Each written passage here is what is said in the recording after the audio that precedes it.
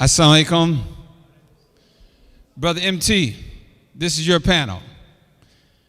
Can we get everybody to reassemble in the Great Hall? The Great Hall was packed here when the mayor was here, and now we got our next panel, which is going to be equally as powerful, and we are looking forward to some of the speakers who are with us. So we ask that you all reassemble here. We got to get back on schedule. We're supposed to be starting at, I believe, 1:20. So it's now 1:30-ish. So we need to get back on schedule. So we're grateful that you could join us. Can we ask everybody to reassemble, please? Come on back into the main room. Brother Watu, can you make sure that everybody, Brother Watu, I know you hear me, can you get everybody back into the main room? We need everybody to reassemble. And Brother MT, we need you to come up here on the stage. Everybody who is supposed to be speaking here, we got a number of people. We have MT Mwinzi, who is the director of the construction company McBrills Construction, and also he is at Carver Vocational School, teaching our young people construction. He's our moderator. We also have Terrence Davis from the No Reentry Network, and we also have Sister Toria Brown, who's with the Pursuit Center from Shelby County Public Schools. But we have a couple other speakers as well.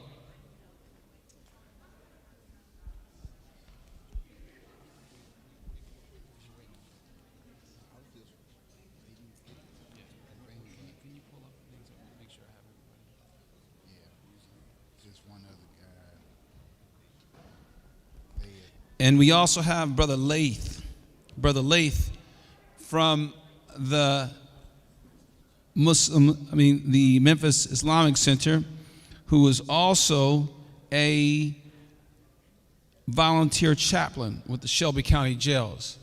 Brother Laith, please come and join us right here.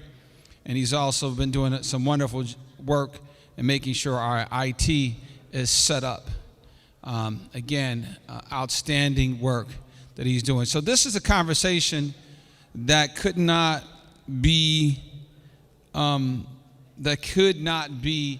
held without our sponsors. So we want to just quickly recognize we have one of our sponsors, Brother Nash Hassan. Let's give him a round of applause, Brother Nash Hassan. We have, of course, the Memphis Islamic Center, all of the great works that it's done. We have Imam Jamel Muhammad with the Dr. Talib Kareem Muhammad Center. We have McBrills, who's here that I see. We have a number of other, of course, the No Reentry Network, who's here. We also have the Pursuit Center, one of our partners. But this conversation is specifically to talk about that proposal that was mentioned to the mayor about providing reentry, rehabilitation to our young people who are incarcerated. One sister mentioned that perhaps one way of ending this type of repeat offense in terms of people killing is to, again, apply the Sharia. You know, we know under Sharia or Islamic law that the qatil is yuqatilu. You know what I mean? The person who kills is killed, right?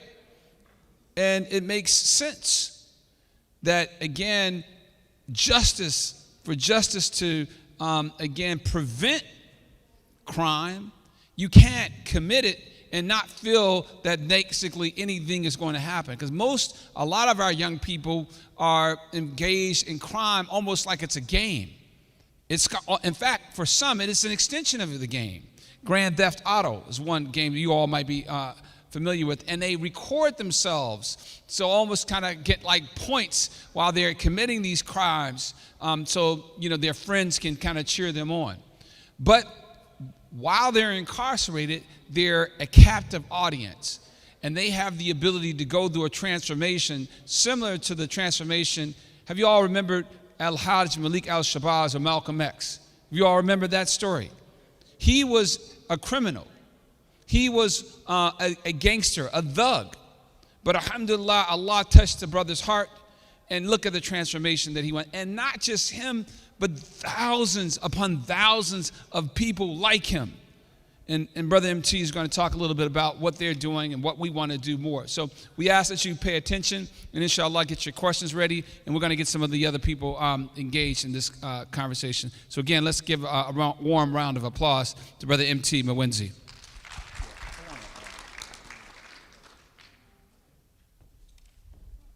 I'm going to ask Brother Nash, would you like to come up on a panel? And Brother John Winder, get you to come up.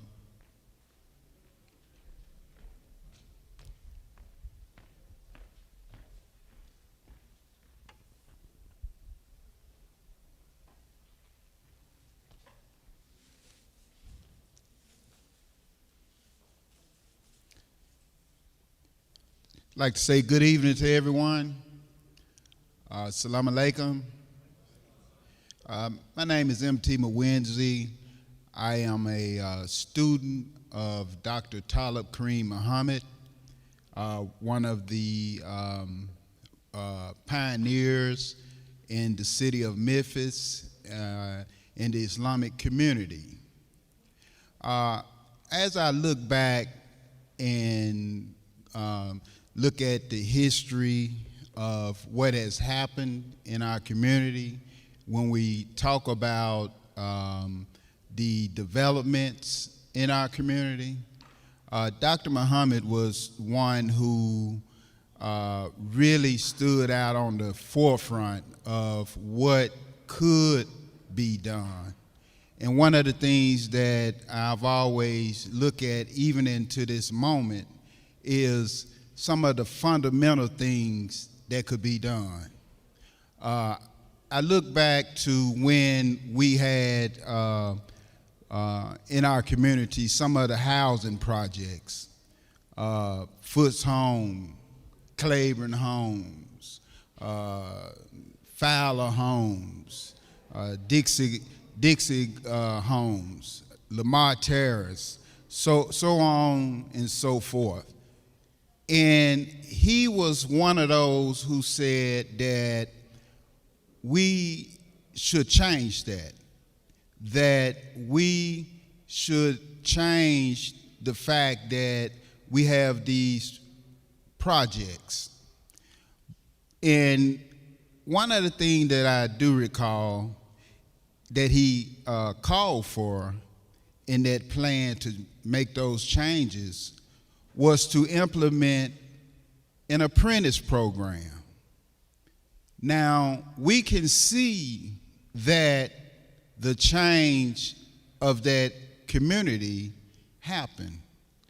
So those projects were torn down, they were rebuilt, but it was an element of that that was left out. How many of our people were trained in the apprentice of rebuilding their own community? It was supposed to be the retraining that took place and also made it affordable. However, a very important element was left out. Those who were supposed to be retrained were not retrained. They were moved out of the community, but they were never brought back in the community. The idea was to change and have those rebuild to come back to their communities. The ball was dropped. When I look back, and if you would look back, what if the proper training and educating those young people back then would have took place? Would we have a more thriving community, a more trained community?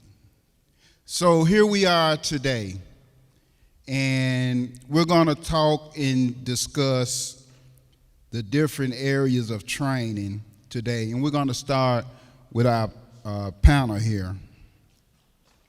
Starting first, we have John Winder with Boaz Construction. Then we have Leah Fayette, Muslim Volunteer Chaplain, Shelby County Jail.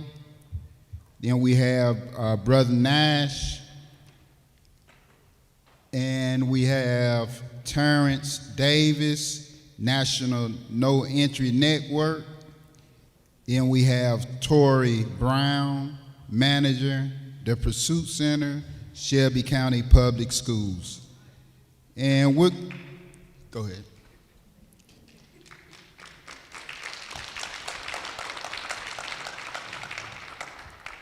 Right. We're going to pose a few questions here. Starting with first with Tori Brown.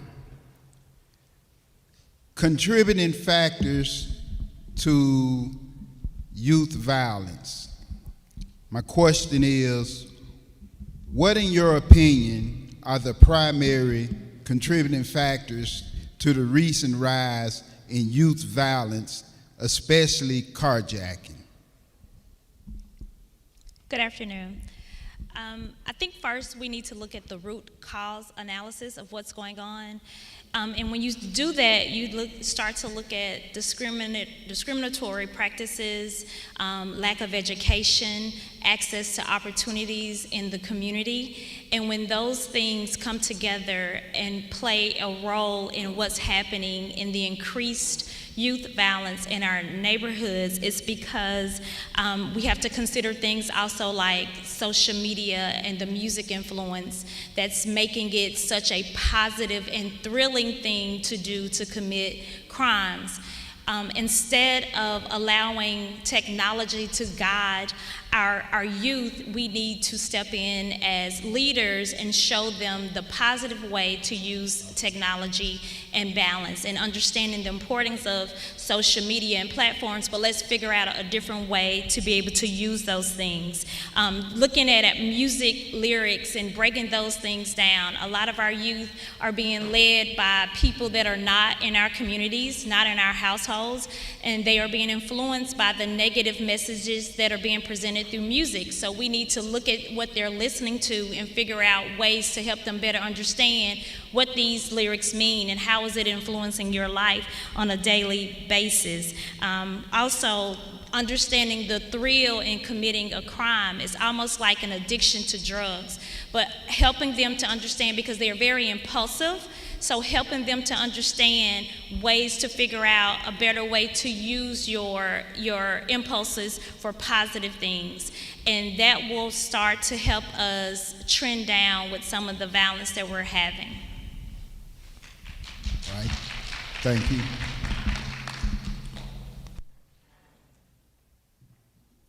All right. Next, we want to ask. We're going to ask John Winder with Boaz Construction. I want to ask, do you think learning in the construction industry could help in training the young people in the construction industry, would have an impact on the community?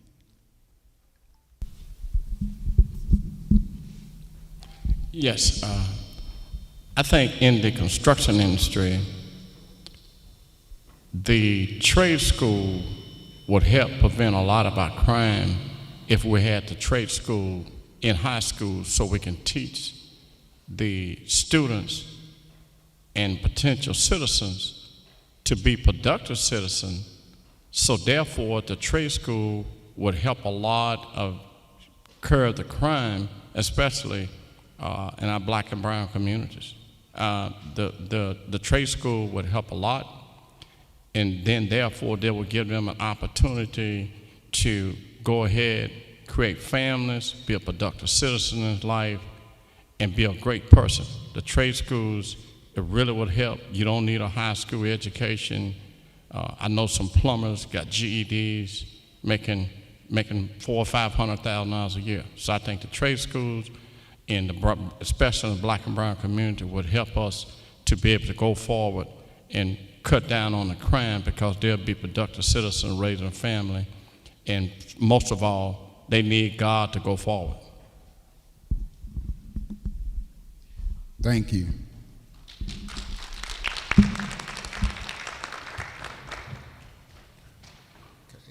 Terrence, this question's for you, Terrence Davis.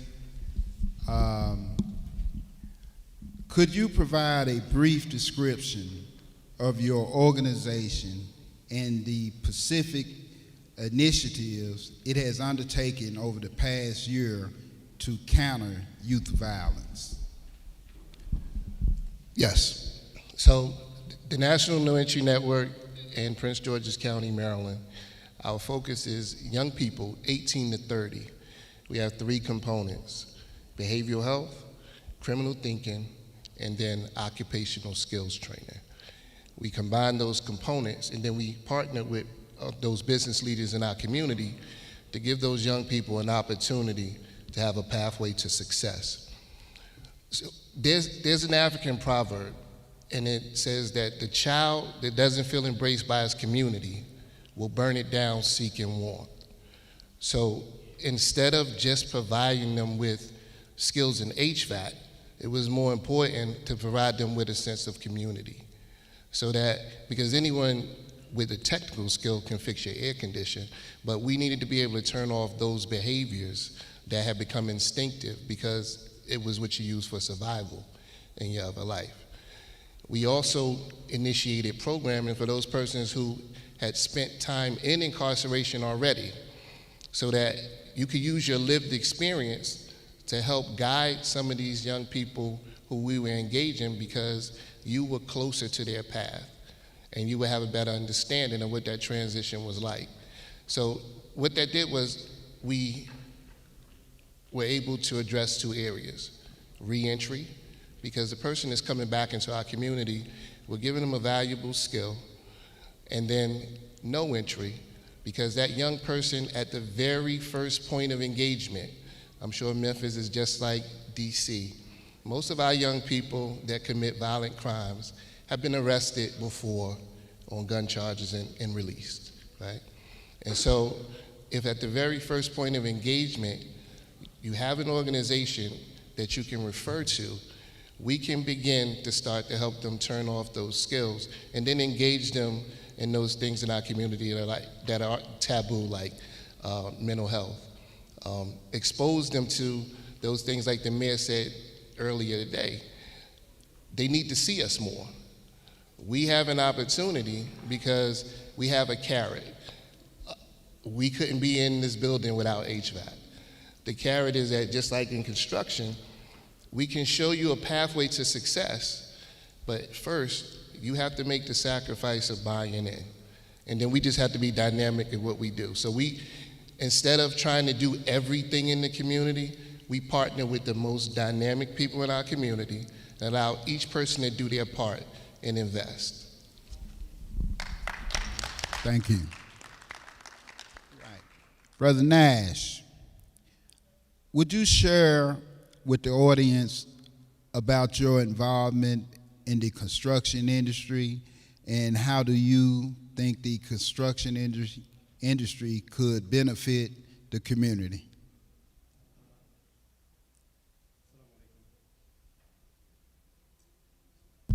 Assalamu alaikum wa rahmatullah. Bismillah ar-Rahman ar-Rahim. Let me just correct you. I'm in the real estate and investment sector. One thing that I've been seeing and listening to is the problems with investors having with crime. Everyone understands that crime is, a main issue here in Memphis that right now causing a decline, and it will continue to cause decline in the economy here in Memphis, loss of jobs and opportunities because of crime. How is that? Well, one, it affects it because no one wants to invest somewhere where it's high crime. No one wants to go for a vacation to a city that's infested with crime. And so, therefore, I think that we need to do more in probably approaching our schools and starting from the school system. By starting from the school system, we can intervene early and identify those individuals who are more likely to commit crime in the future, and maybe find ways and engage the youth in different ways, or find in different environments to put them through or activities that can help them move from that space. So that's my take on that. If you have, and I have a speech that I probably want to go up there and do, hopefully.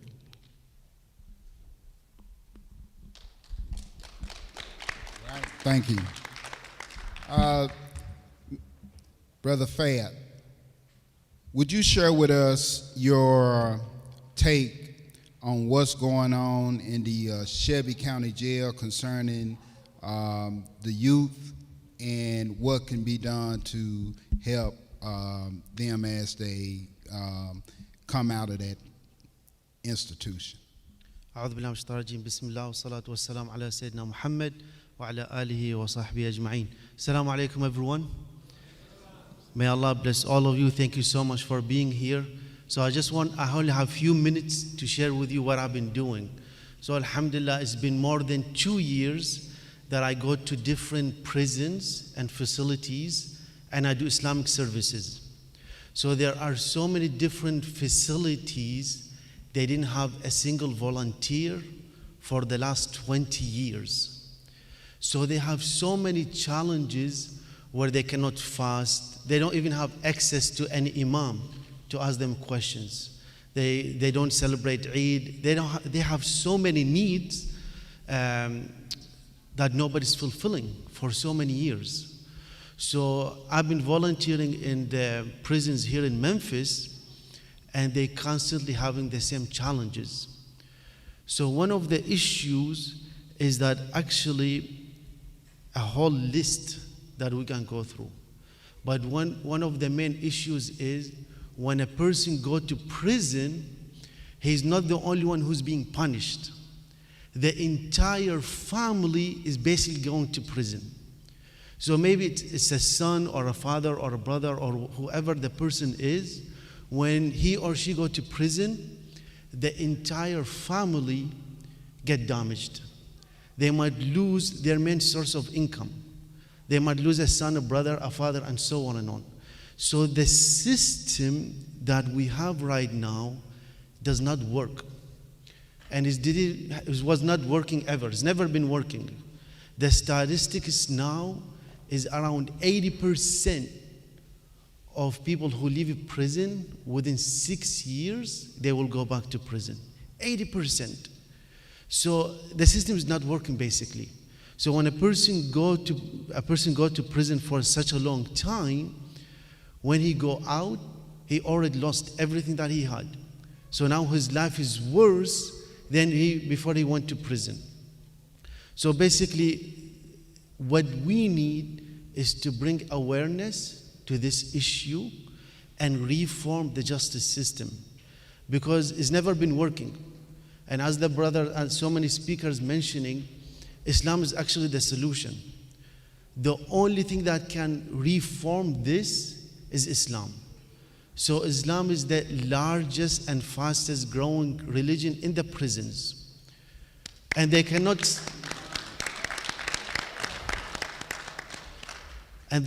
stop it, because it's coming from within. It's not like a preacher, they're going to prison and preach. It is the inmates from within, because of the system is not working, they're trying to find any other alternatives. And Islam is actually the only solution that gives them justice. So one of the things that we can actually start is to start a movement. Start a movement by bringing awareness to this issue.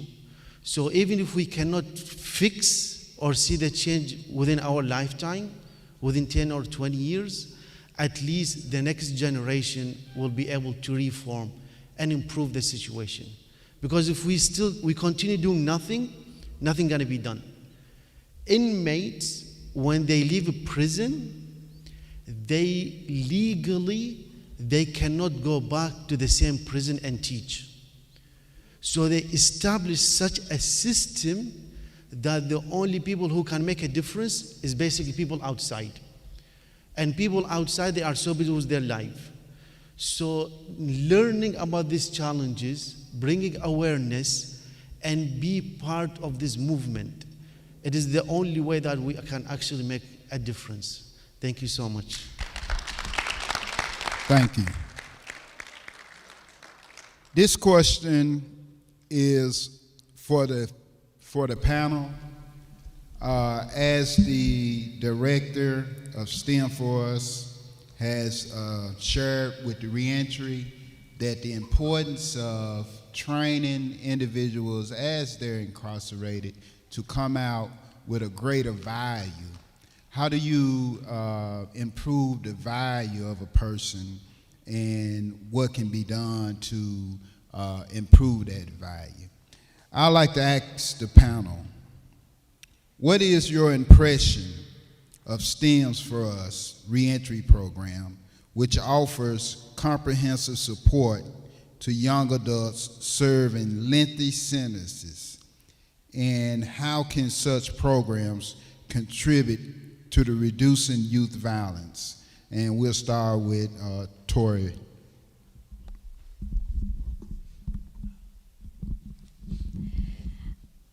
Reentry programs are very important because, number one, it helps to reduce recidivism.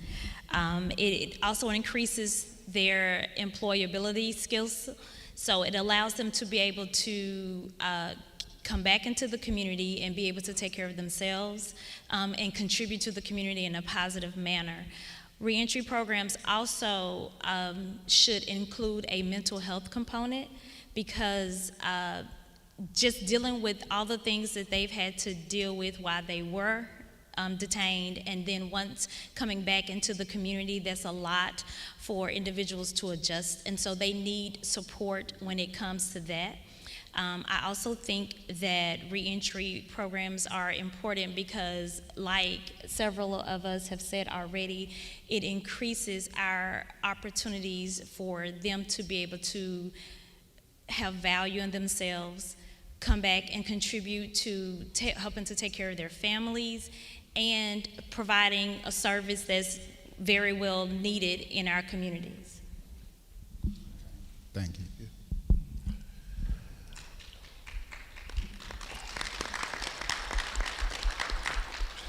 So one of the things that attracted me to the STEM4US program was that it was more of a community care collaborative.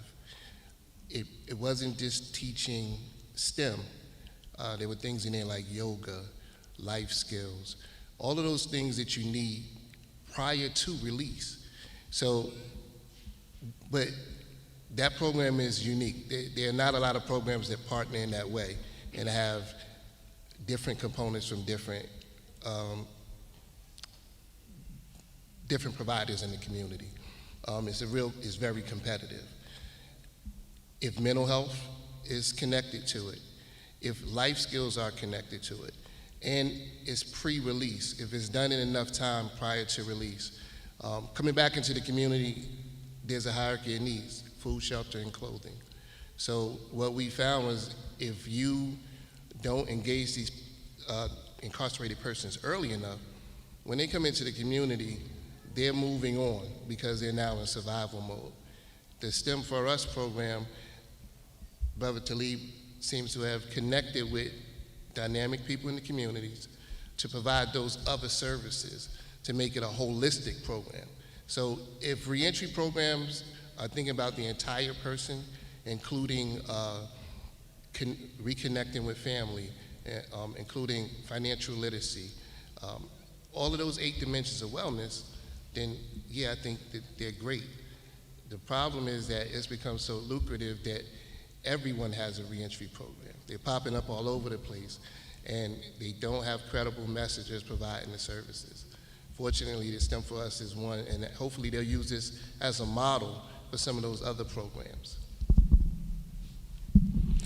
I'm going to pass on this subject and I'll hand it over. Thank you so much. I only have a few things to share. Re-entry programs is a community responsibility. It cannot be the responsibility of one person, on one group, or one organization. You need to look at it that is affecting everyone, not just the person who got released or their family. It's affecting everyone. When a person gets released, understand they're gonna have a record. So they cannot get a job, they cannot apply for a loan. There are so many things that they cannot do. So you need to look and find out what can you do to help out with this area. Find out ways that you be part of these re-entry programs through whatever your capacity is. You could be a teacher, a mentor, you could be just do a book club, or you can help them get a job, or be their friend. So think of it from that perspective, that you need to be part of this, otherwise something wrong gonna happen. And then you're gonna start blaming yourself, why this is not happening, why it's not happening, and so on and on. Thank you so much. Thank you. I think to help with the crime situation in youth, I've seen a survey where in America, to incarcerate individual, it costs anywhere between, depending on which state you are, between a minimum of $45,000 a year per person to $60,000 a year per person to keep someone incorporated. I think to help that, to help the incorporation, the church groups could help start with an educational program, take that money that they're using to incarcerate people, give a grant to the community and to churches, and let them go through when they come out of prison, go to the church.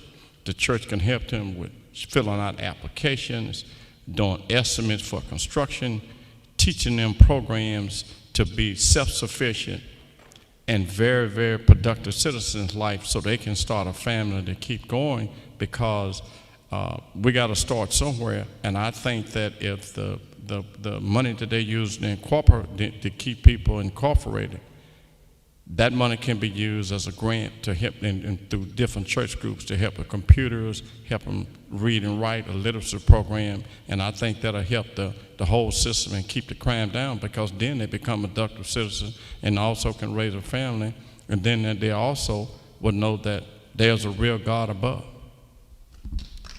Thank you. Nash.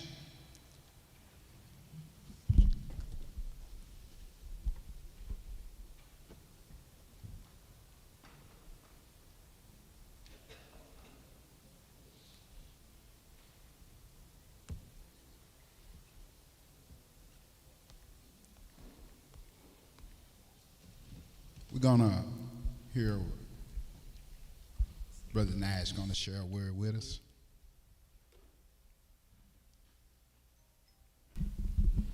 Assalamu alaikum wa rahmatullahi wa barakatuh. Bismillahir Rahmanir Rahim. In the name of Allah, the most gracious, the most merciful.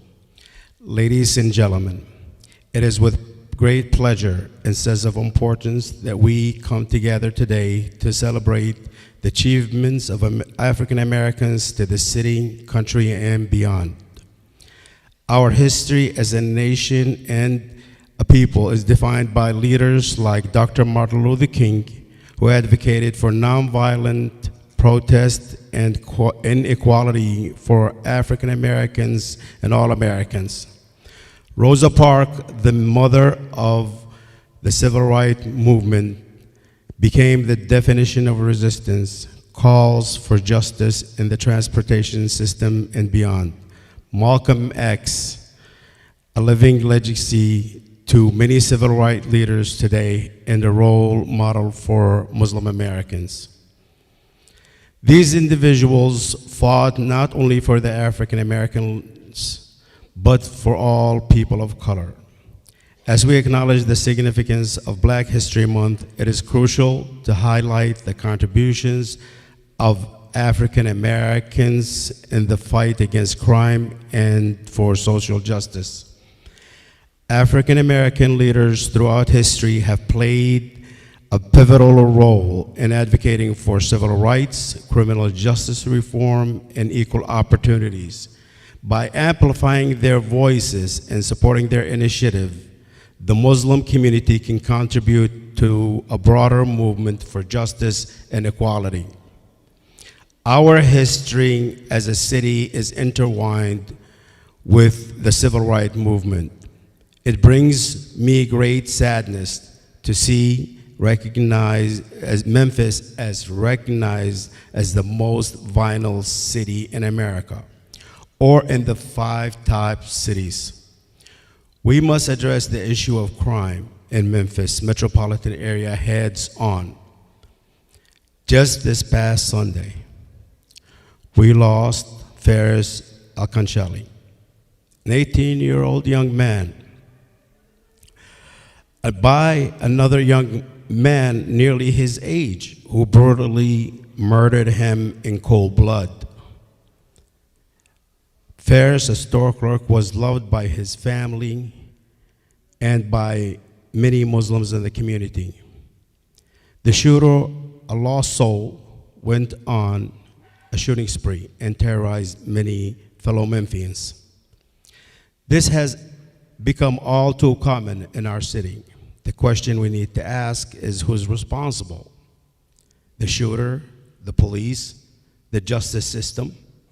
The justice system that let everyone out on bond even if they posed a threat to the general public.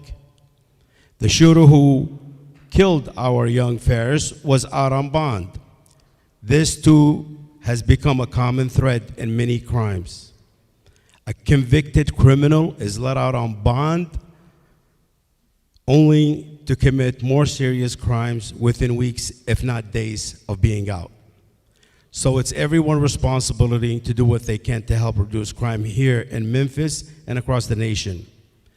This must be the uncomfortable truth. This might be the uncomfortable truth, but we must bravely discuss the root cause of crimes in Memphis. It does not go unnoticed that we today here at MIC, the beating heart of Memphis Muslim community, the Muslim community has a responsibility and an obligation to do all it can to help the city effort to address crime. The Muslim community in Memphis and throughout the nation can contribute to crime prevention efforts by fostering unity, understanding, and collaboration. By actively engaging with a larger community, the Muslim community can work toward creating a society that values diversity and inclusivity. The Muslim community can make a difference by promoting education and awareness, by organizing seminars, workshops, and educational programs.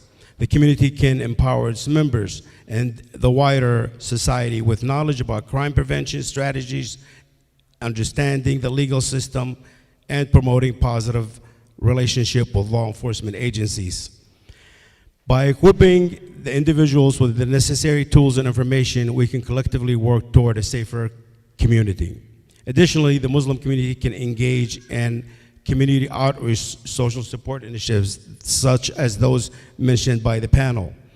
By establishing a partnership with local organizations, community leaders, and law enforcement agencies, the community can contribute to creating a network of support and resources for individuals affected by crime. This can include providing mentorship programs, counseling, and support for victims of crime. By offering help, a helping hand, we can uplift those affected by crime and promote healing and resilience. Furthermore, the Muslim community can actively promote social and economic empowerment by supporting initiatives that addresses systematic inequalities such as access to quality education, affordable housing, and job opportunities. We can tackle the underlying factors that contribute to crime by working together with other communities and organizations, we can advocate for policies and programs that create more equitable, inclusive society. As Muslims, family, brotherhood, and community is a central tenet in our faith. We are here to build a just Memphis for all of us. A safe Memphis is a thriving Memphis. Our very livelihood depends on maintaining the rules of law and the security for everyone. The city well-being is interwoven into its security and safety. Crimes will bleed our city and run it into a ghost town. And we're gonna see that if we don't do anything about this crime issue. But at this juncture, we must be wise to recognize the poverty crime cycle prevalent in our urban America. When there are lack of good jobs and less paying jobs and not well-established institutions, crime increases. However, crime drives away economic growth, as I mentioned earlier on. This topic far exceeds the scope of my speech, but whatever discussion we have today, it is my sincerest hope that we discuss this intricate and delicate interconnection between poverty and crime. We must talk about it as it manifests in the cause of crime, but highlight it in the solution we propose. Crime imposes direct costs on the economy, such as the expense incurred in law enforcement, judicial proceedings, and incarceration. It costs a lot of money, as John mentioned, to incarcerate a person. Investors and business owners will see no value in bringing their business and operation to the city, riddled with crime and insecurities. This will deprive our city of vital investment jobs and creating business. High crime hugely affect tourism, depriving hotels, restaurants, transportation, and other businesses of essential income that tourists bring to the city. We must save our Memphis. It is important for government and communities to address crime effectively through investments in law enforcement, crime prevention programs, education, and a social support system. By reducing crime rates, the economy can thrive, attract investments, promoting productivity, and improving overall well-being. I will leave you with this plea. Join me and join the Muslim community as we work toward a common goal to build bridges of respect and understanding between the Muslim community and other communities. To work toward a common goal that will help us in crime prevention. As Muslims, we greet everyone we meet with Assalamu alaikum. Peace be unto you. I could not think of a more fitting phrase in my call for safety and security than to wish you all peace in this city and beyond. Assalamu alaikum wa rahmatullahi wa barakatuh.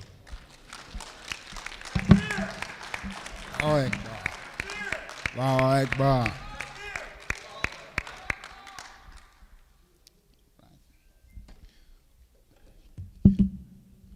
We'd like to thank everyone. The panel has shared the importance of our training of the youth. One of the things that I do myself, I have an apprentice program, and I believe that it's important that we do train our young people in the community. I believe that if we took our young people and show them the value of who they are. I also work with a program where we do weatherization at the Share the Pennies with MLGNW, and we help the elderly. So working in the school system where you train the young people and you show them that they can also help the elderly in their community. So we're doing a combination of things. show them the value of who they are, and show them the value of their elderly in their community. So we want to encourage everyone to participate in these programs, to participate in the apprenticeships that's available, to also work to continue to provide the services needed for our young people. I'm going to conclude by asking anyone on the panel who would like to make any other comments. Mr. Terrence Davis. Thank you. I wanted to share this with you. I spoke to someone back in DC, and they asked, was the summit a success? And I said, we won't know right now, because we gather like this often in crisis. Whether or not, and we had dynamic people in here all day, whether or not it's a success is after we go back to our other groups and to our homes, what are we going to do then? It's like, I care about every young person, not just in Washington, D.C. or Maryland or Milwaukee. Memphis had a crisis, and I came down here to help. In your communities, when you go back, what are you going to do? 4 months from now, what will be the outcome of all these dynamic people coming together in this place? And so I wanted to make sure that I left you with that. Invest today to save tomorrow. Because someone else is investing in our young people. The music industry, TikTok, Instagram, they are investing heavily in our young people. So why do they carjack? Why do they do the thing? Because we haven't invested enough. We can create pathways to success, but we have to be consistent with it. So please don't leave here today as if this was it. Continue to connect, and 4 months down the line, see how much progress we've had. And I'm saying we because I'm here with you. Anyone, make sure you get my contact information. I care about every young person. I don't want any young person to go into the system, because it's so hard. The road to redemption is so hard once you enter the correctional facility.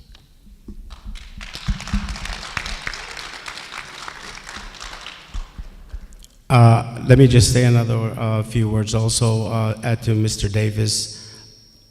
I agree with you that when crisis happen, that we do have gathering and everybody reacts and then it all dissolves.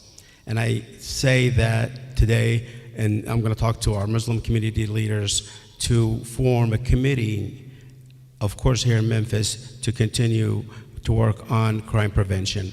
So I'm going to call upon the leaders and speak with them and hopefully appoint a committee that's going to continue to follow up on this and make sure that we get this to shore. Thank you.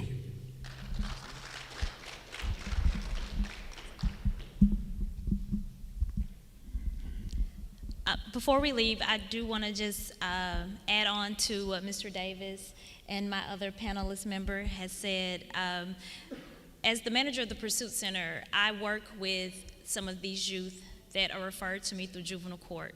They're between the ages of 14 and 17. And when I tell you that it's so important that we invest in them now, that it's so important. And it's not, don't wait until something happens like now as we're in this crisis, but we have to start when they're young. We have to start when they're being difficult or when they're not, because every youth is one decision away from making the wrong decision. And so when they're with me, we're talking about positive decision making and things that they can do to turn themselves around. But we can't just focus on the ones that are considered just as involved. We have to focus on all our youth, because we don't live in a bubble. We're all here together, and that's what community does. So I encourage you, as well as my other panelist members here, start now, don't stop, and make sure that we have equity, accessibility for all programs in all areas for our youth. Thank you. Is Brother Talib out, Attorney Talib, or Dr. Ibrahim? Okay. Okay, what we'd like to do at this point, we're gonna get ready for the next panel. So we'll take just about a 5-minute break here and we'll get started.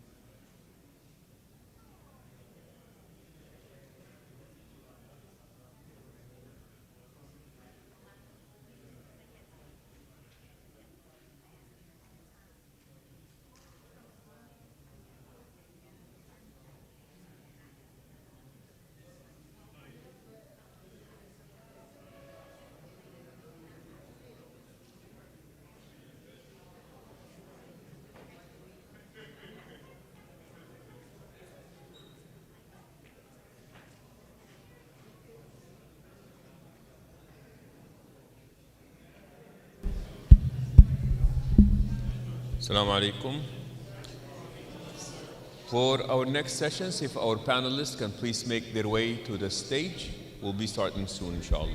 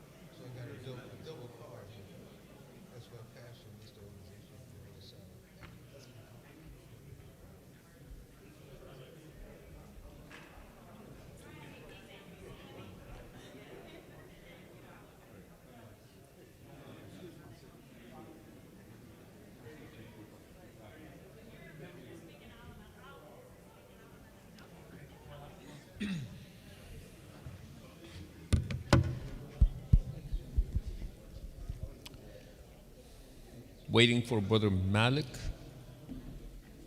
Imam Abdul from Muhammad's Mosque, Sir Bilqis, inshallah, to join us.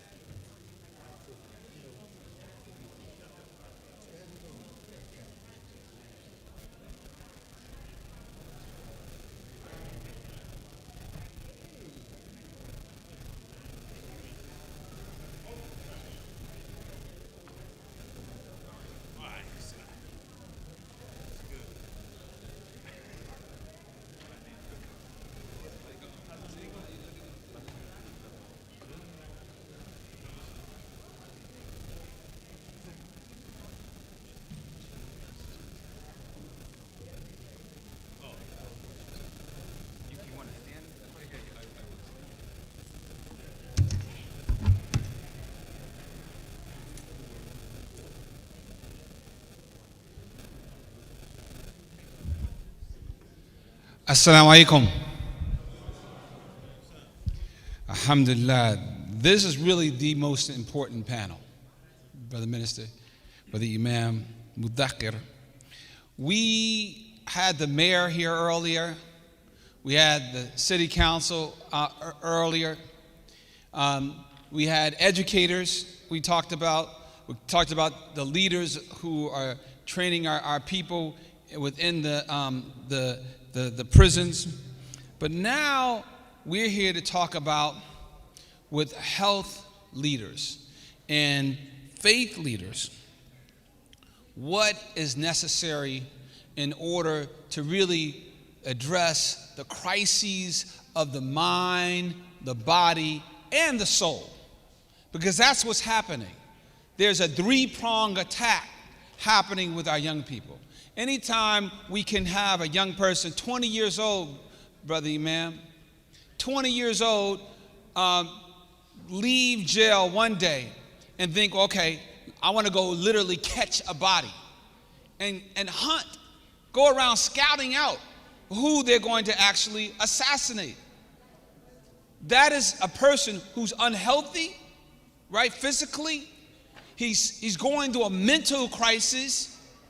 And clearly, he is doing something that could catch him, not only a body, but could catch him having his body literally shredded to pieces over and over and over. Where? In the hellfire. So this is the conversation that we're going to have right now by talking about how do we solve the crisis of body, mind, and soul by having leaders who deal with the body, the mind, and the soul, the physical health, the mental health, and the spiritual health. And to do that and to lead that conversation, we have none other than Imam Fazaga, who is with several of the Islamic centers, both the Muslim Society of Memphis, as well as the Memphis Islamic Center here. So I'm going to turn it over to the Imam, and inshallah ta'ala, he's going to lead us and hopefully get us back on schedule, because I know we've been off schedule somewhat. Barakallahu feek. Thank you.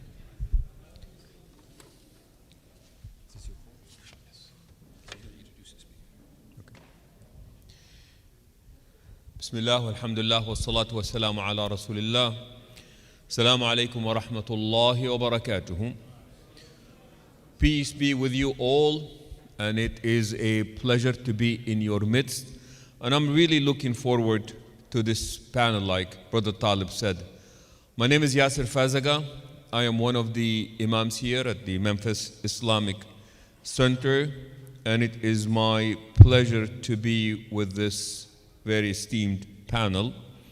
Our panel includes Brother Malik Shah, a colleague of mine, Midtown Mosque, a teacher at Pleasant View School as well. Next to him is Imam Abdul Mudhakkir from Muhammad Mosque, Mosque number 55. And we also have Mr. Norman Miller, Innovative Counseling. Then we also have Pastor Aaron Campbell from Rising Sun Outreach Ministries, and it's good to have you all with us. I'd like to begin by pointing out, in the state of Tennessee, there are over 10,000 religious institutions. In the city of Memphis, there are over 800 churches. Memphis is the 5th city in the United States in the number of churches per capita. Number 1 being Indianapolis. Memphis comes in as number 5. And we would think that with the presence of these religious institutions, that we would be playing a more positive role in what is taking place. So just to start us going on this topic, I know that a lot of religious institutes, churches, synagogues, mosques have been struggling with bringing young people into the church, into the mosque, into the synagogue. And the question to the panel is this part of the problem?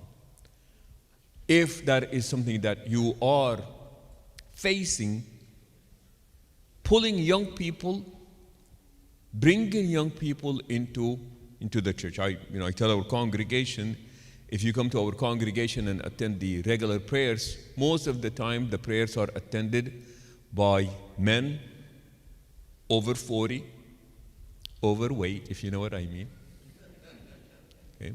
But there is this notion as, what happened to the younger people? Why do we not see them in our midst?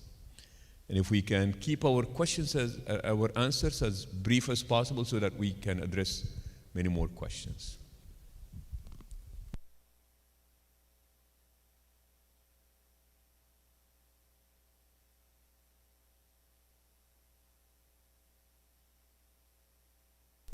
So the question is, bringing young people into the church to begin with, the absence of young people coming to church.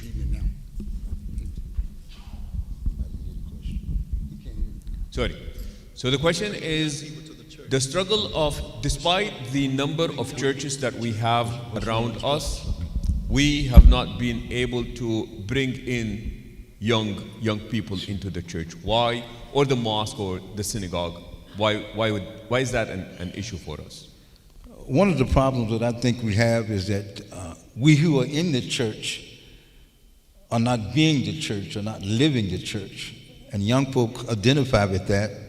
You know, Jesus said, and if you're going to come after me, first deny yourself, take up your cross, and follow me. There are a lot of people who are going around saying that the reason that many of these problems have happened because these children are angry. But I would like to add to that not only are they angry, what caused that anger? In my research, I found out that many times the anger really is hurt. They're hurt. And many times we are not, as the church, willing to take the time to sacrifice and to pour into many of these young people who need our help, need our advice, need our love, need our time. I got a sort of a story that our church operates an outreach center. That outreach center has been open since the year 2000. We didn't call it a family life center. We called it an outreach center because we wanted to reach out into the community. And we have a case that one of the young men who used to come up there all the time, but he would always come up there and he would show out, he would curse, He would not be obedient to our rules, get in trouble all the time.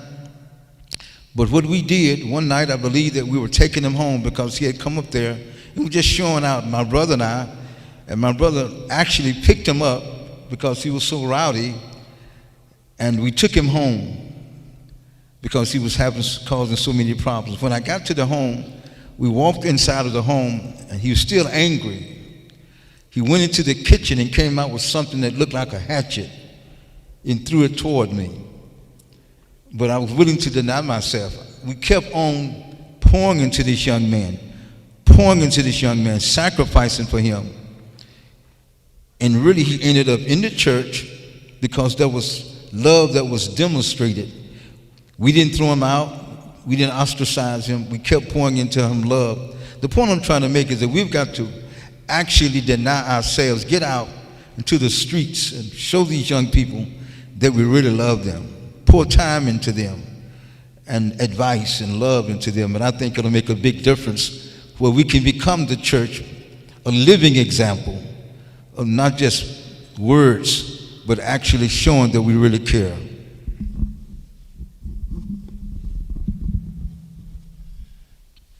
Assalamu alaikum. Well, this morning or today, we've brought some of the young people that you're talking about. Would you all the brothers stand? All of you stand. These are young people. They're in the mosque with us. You all be seated. Thank you, brothers. They're in the house with us. They're learning to be disciplined. One of the things that we do is teach people or our young men a knowledge of themselves. We are in the masjid, so Muslims. Every Muslim in here, you learn the history of the Prophet and the struggle of how Islam was established. And because you learn that history, it enriches your faith and it makes your faith stronger. And when you go through struggles in your personal life, you refer back to hadith. You refer back to challenges of how Islam was established and apply them to your everyday life. But in this society, this is Black History Month, you're not teaching our children the history of themselves. They don't know their own history. They don't know the great contributions of Black people and what their fathers and forefathers have contributed to this society and to the world.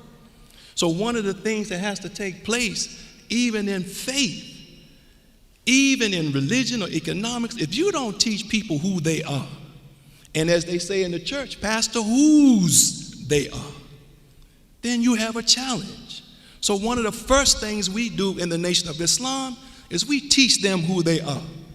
We teach them that they are children of the Most High God, that God created them to be caliphs, rulers. We teach them that, and they'll tell you, I'm a young God. Now, some of you in here as Muslims, you say, Astaghfirullah. But we tell them, you are a young God, that there's nothing that you cannot accomplish. Now, the challenge is you have to go out there and do it. Now, you just know it's no mystery.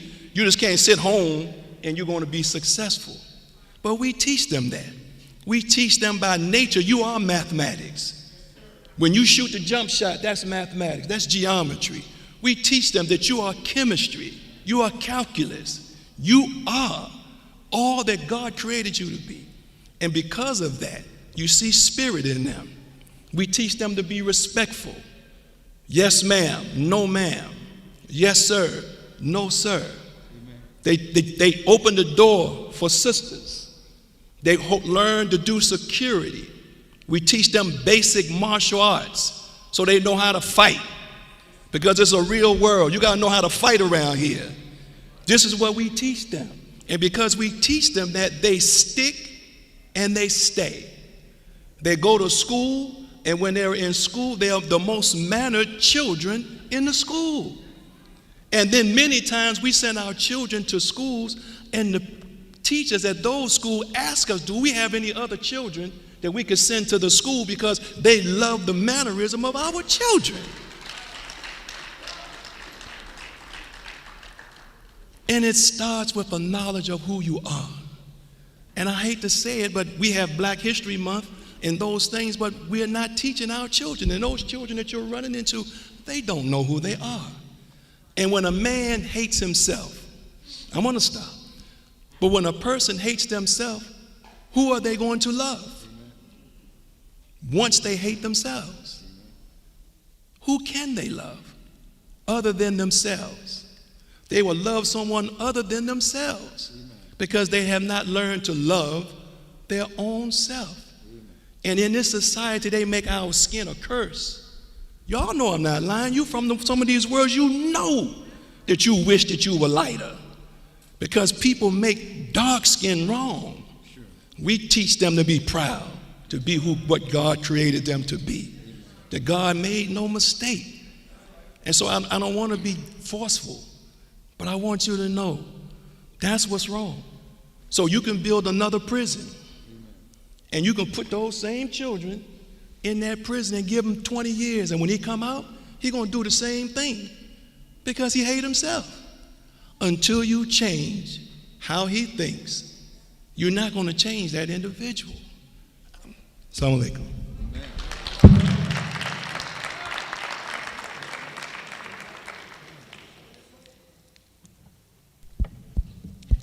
Speaking of prisons, between 1984 and 1994, state of California built 10 prisons and 1 university.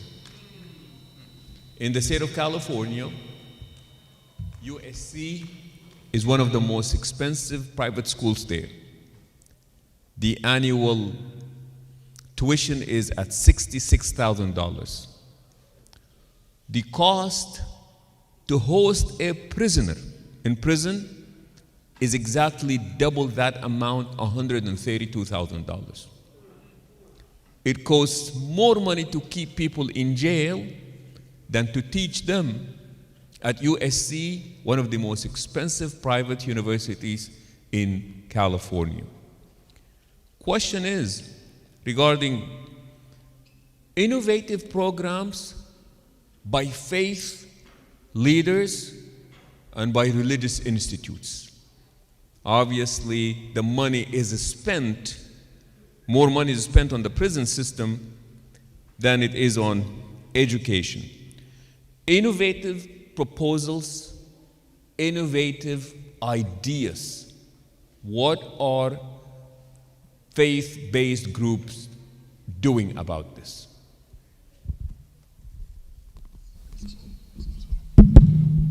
A little too close. Assalamu alaikum. Bismillah, alhamdulillah, salatu wassalam, Rasulullah. The word education comes from a Latin term, educare. It comes from a Latin term, educare. Educare means to bring out from within.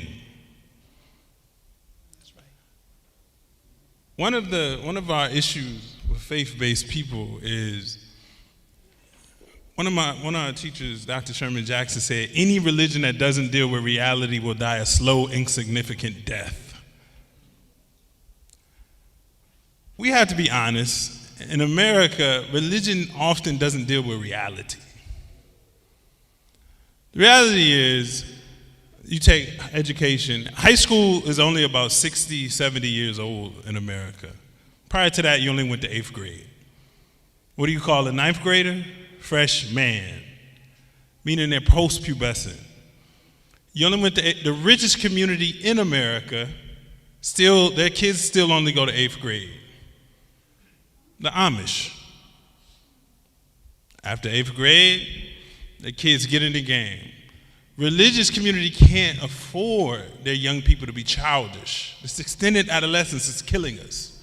Now we're entertaining 15-year-olds. Traditionally, you were 15, you were in the game. This is the South. You were 15, you were working, you may have been married, 16 years old. Now we gotta wait till you turn 18. So all that creative genius, all that energy is wasted. It's gone. It's gone from religious communities. That energy's gone, the creativity's gone. So in my opinion, And one of the things we do, I've done with my own kids, and I do it with other kids who join. I'm a teacher at a school, but also I have a homeschool group of young people, and I tell them, once you turn 14, we going to college. Because high school is, to be honest with you, high school's a waste of time. To be around people your age 8 hours a day. What did you learn from being around people your age 8 hours a day? What do you learn? And when you're 15 years old, everybody post-pubescent, quickest way to get into poverty is have a child out of wedlock. I've worked in schools in Memphis where we had a young lady, first period, they came around and said, hey, don't let anybody go to the bathroom. Man, and nobody? Yeah, this girl's giving birth in the bathroom. The quickest way to get to poverty is for a woman to have a child out of wedlock. We talk about poverty. That's religion. That's called fornication. We don't even use religious language anymore. I've been with young people. When you say fornication, they say, what's fornication? Well, we've forgotten our own language. This is our spiritual language. If you can't speak in spiritual language, what language are we speaking in? Secularism means the absence of God. Have religious communities become secular? Is our language, are we not speaking spiritual language? This is South. My parents are Southerners. I'm from Detroit. This is from the place of this little light of mine. This is the music of the South, right? That's right. Even the blues is spiritual. Even the blues recognizes God. I'm struggling, but I know there'll be a better day tomorrow. Because I know who creates tomorrow. I'll be honest with you, I wonder, as religious people, are we secular in our view of the world? Have we given up on society? And just said, okay, that's fine. Even the way we educate. The Amish only send their kids to 8th grade and they have their own schools. Dr. Martin Luther King was very suspicious of school integration. He said, white people don't think highly of us. How are we going to teach our babies? If you're a Muslim, you don't know what that person thinks about you. How do you think they're going to treat your baby? And we ask young ladies to go out and hijab. You don't know you don't know who's teaching them.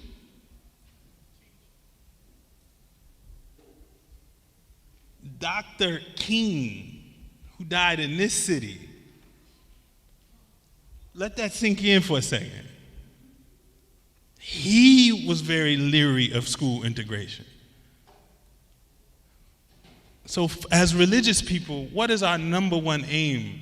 If you're Muslim, our number one aim is to carry this message, La ilaha illallah Muhammad Rasulullah, until the day of judgment.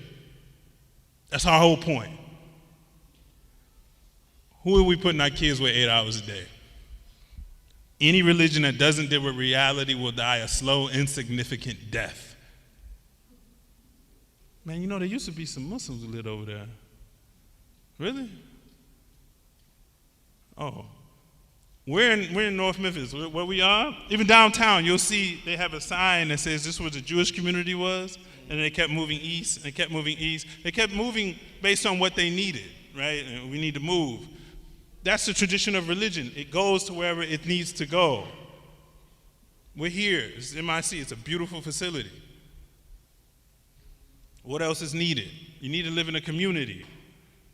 Orange Mound is the oldest African-American intentional community because they recognize what they need. We need to be careful with this word community as well. Community, you have physical community and you have a spiritual community.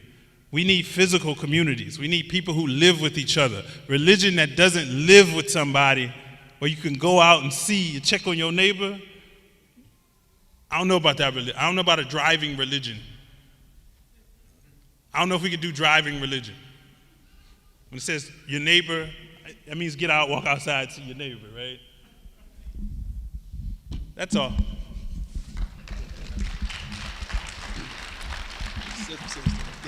It's on.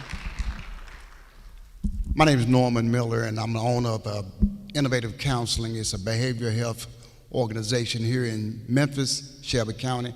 Work with adults and young people with substance abuse and mental health problems. This brother said something when he was talking. One thing that we do at our agency, because let me back up. Prison. I've been doing this since 1987. The prison industry is big business. I remember when they privatized the prison in 87, 88, and they started trading on the stock market. So it's big business. And so we have to have people to make money off of. And like you say, it costs more to house somebody in a prison than it does to educate them. So that shows you where priorities are. But we as a people, now, I'm not Muslim, I'm a Christian.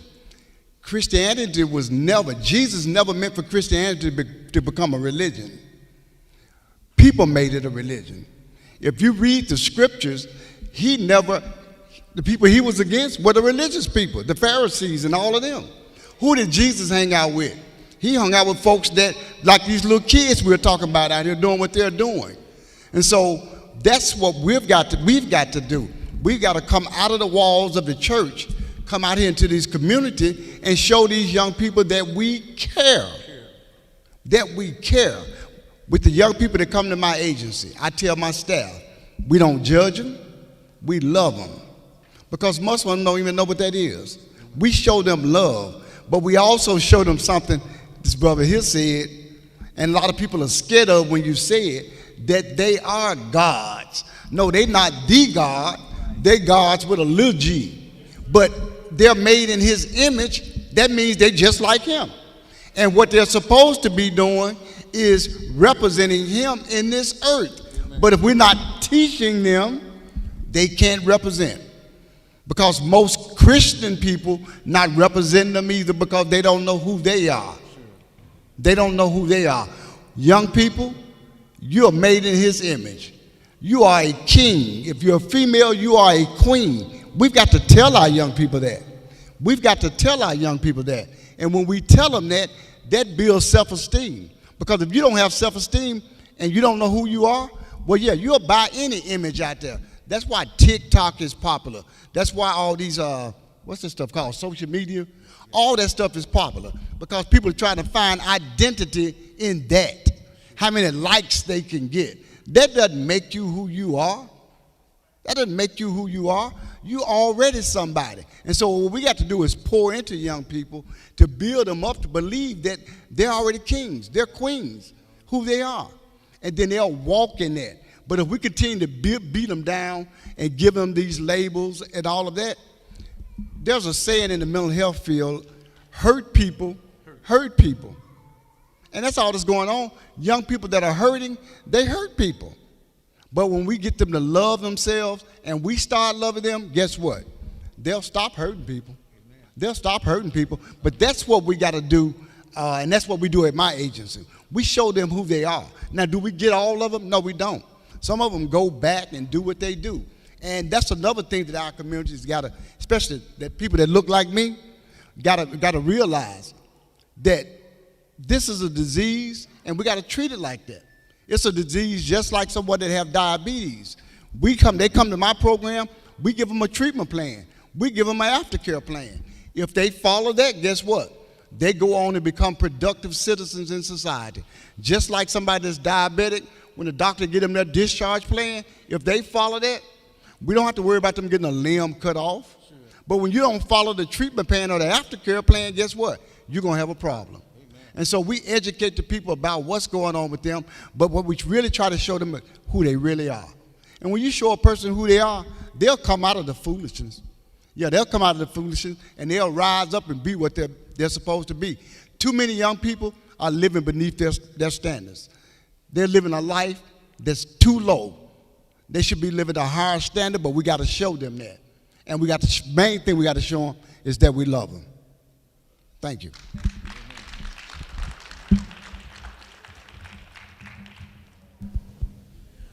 as we're talking about violence, the term mental health is been thrown around a lot.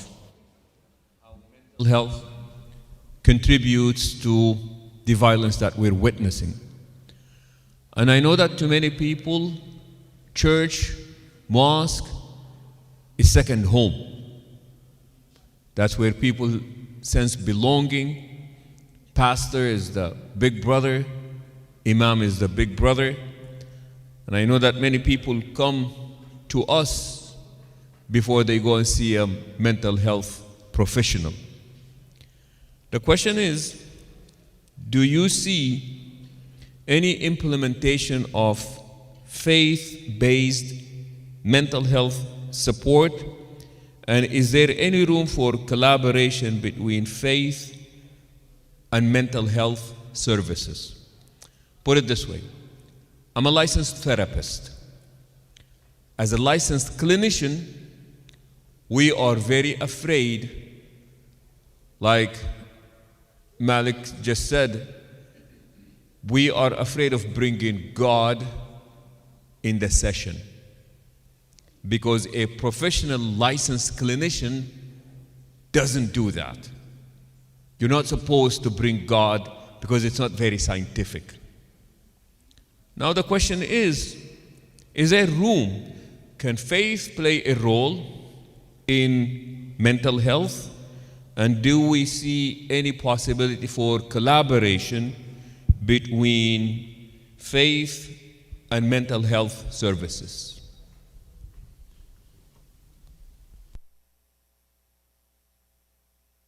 There is a relationship, especially with the mind. If we understood how powerful the mind is and what we expose our children to every day.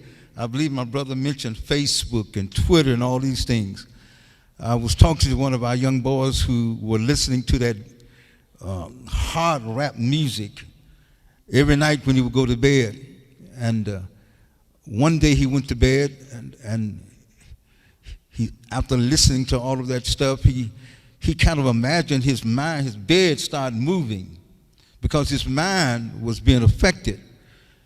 The Bible teaches us that we should shun away from those things that are going to affect our mind. Love not the things of the world. In other words, we got to teach them what is important.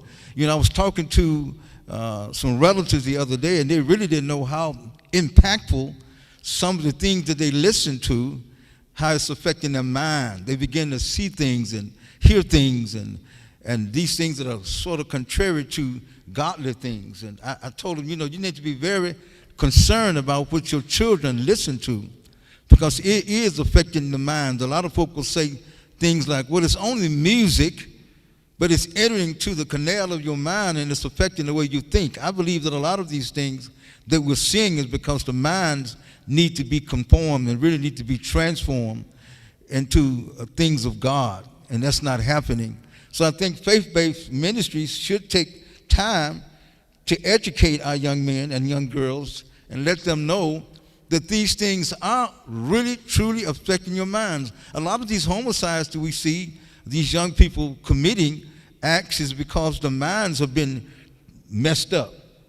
And when your mind is messed up, amen, you're not able to think logically. You're not able to think and analyze the way you need to think because your mind is just being messed up. I see it all the time with children because of their exposure to things at home.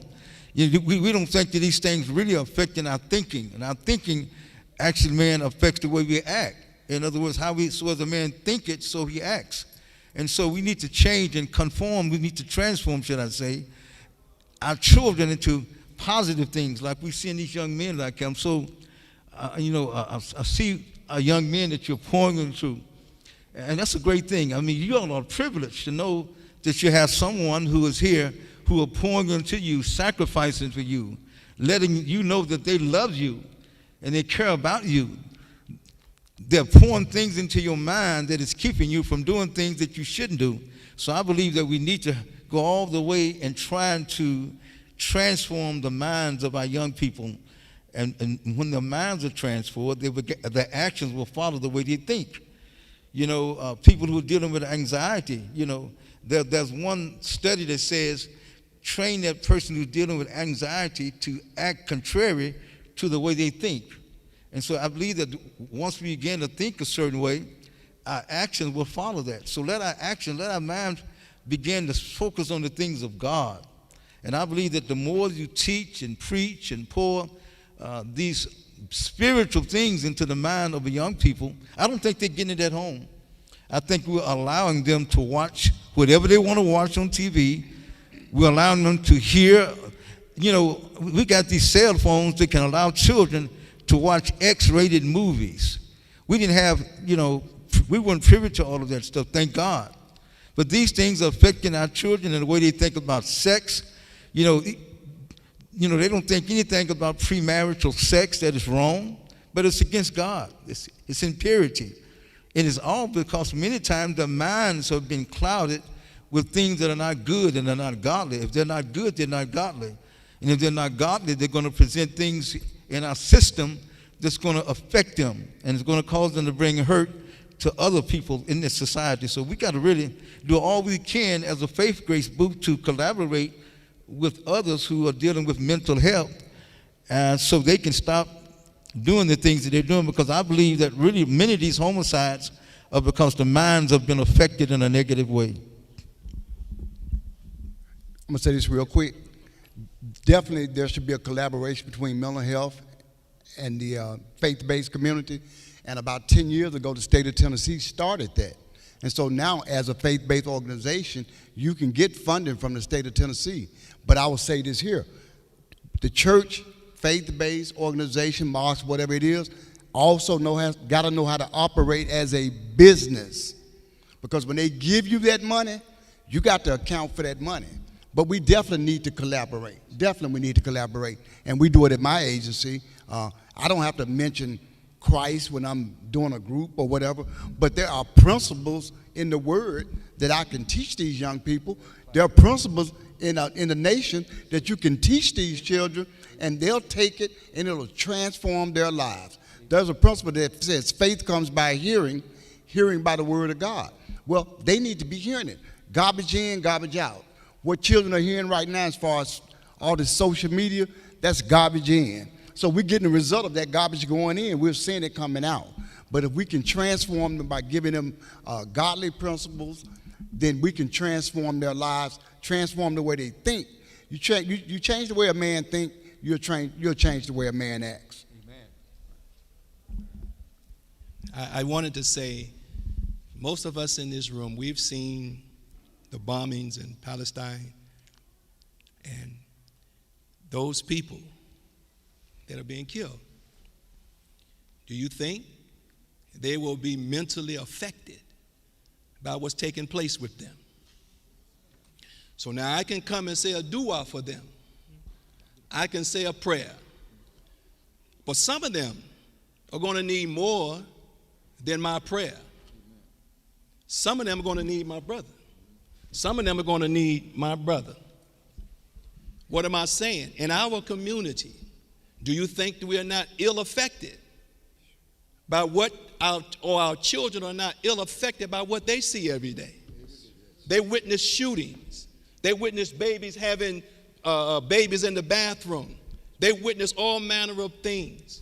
You think that they are not ill affected by their mother being abused or their father and whatever is going on in the community. You think they're not affected, and all that we can do is say a prayer or quote a scripture and it's going to solve it?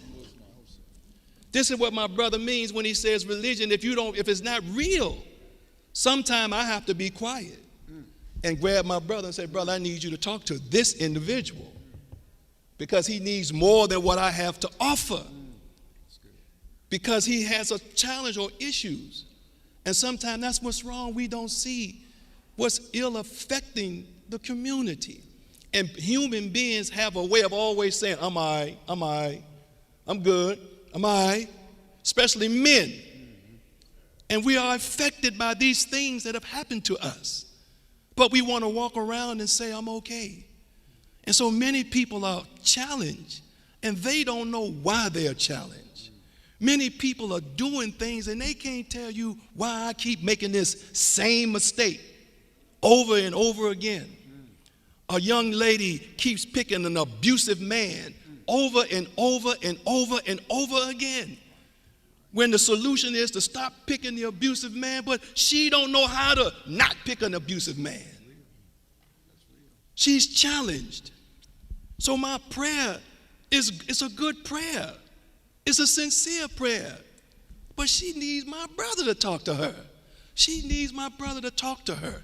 So we have to collaborate and understand. See, that's when we talk about reality. People are ill affected. Some of the people that you run into every day in your stores or wherever you are, they have been ill affected by the society. And what you see are the symptoms. They go in the store and take all the clothes and put them in the car and walk out. That's the symptom. That's not the cause. Something caused that. And it's not that they just wayward or bad or just ill, crazy people. They have been ill affected in a society. And sometimes we want to ignore the cause and put some kind of Band-Aid on the symptom. That we got to deal with this, so we're going to have to close the door sometime and have a conversation. Because I don't want to, I get passionate and I apologize, but that's what's going on. So we're going to have to collaborate with the mental community, because some of our people have serious mental challenges. And they look just like you and me. They say, Alhamdulillah. They say, praise be to Allah, Allahu Akbar. They say it so beautiful. But they are challenged. They are challenged with something that is beyond what we can do. I hope I'm making sense.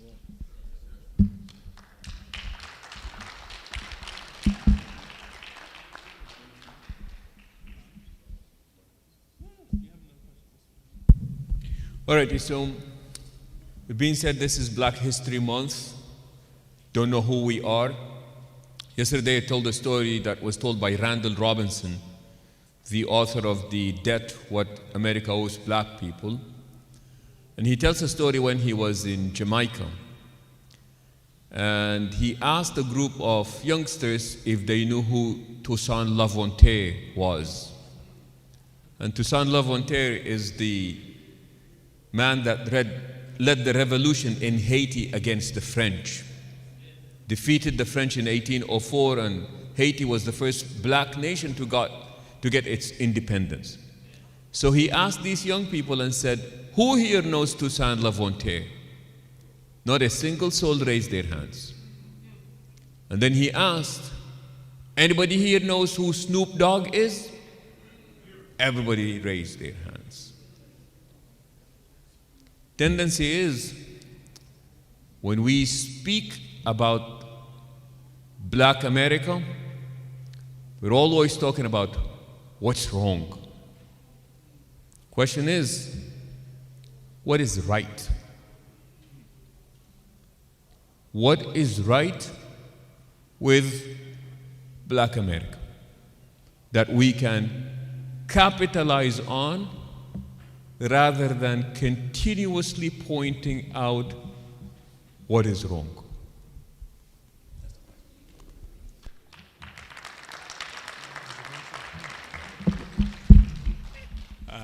Bismillah.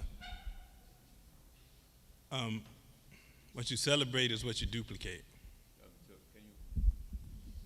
What you celebrate is what you duplicate.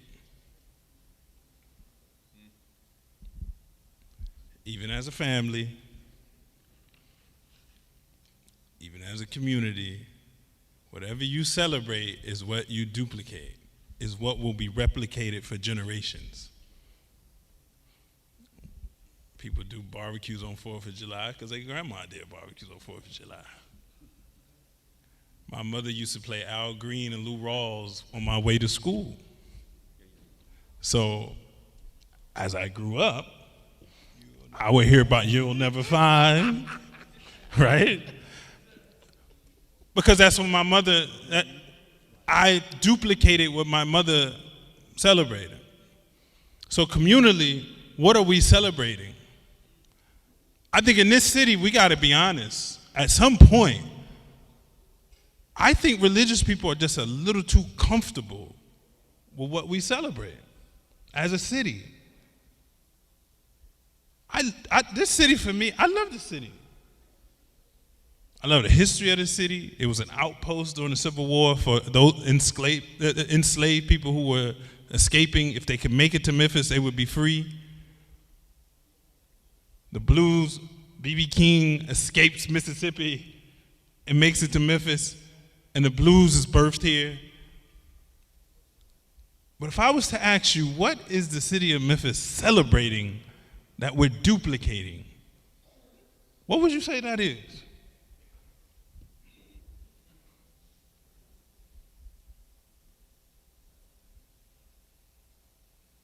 That's not a question like for myself. I'm looking for audience participation. Like when I'm in class, I say I'm looking for some classroom participation. What as a city do we celebrate? Barbecue. All right. We celebrate murder?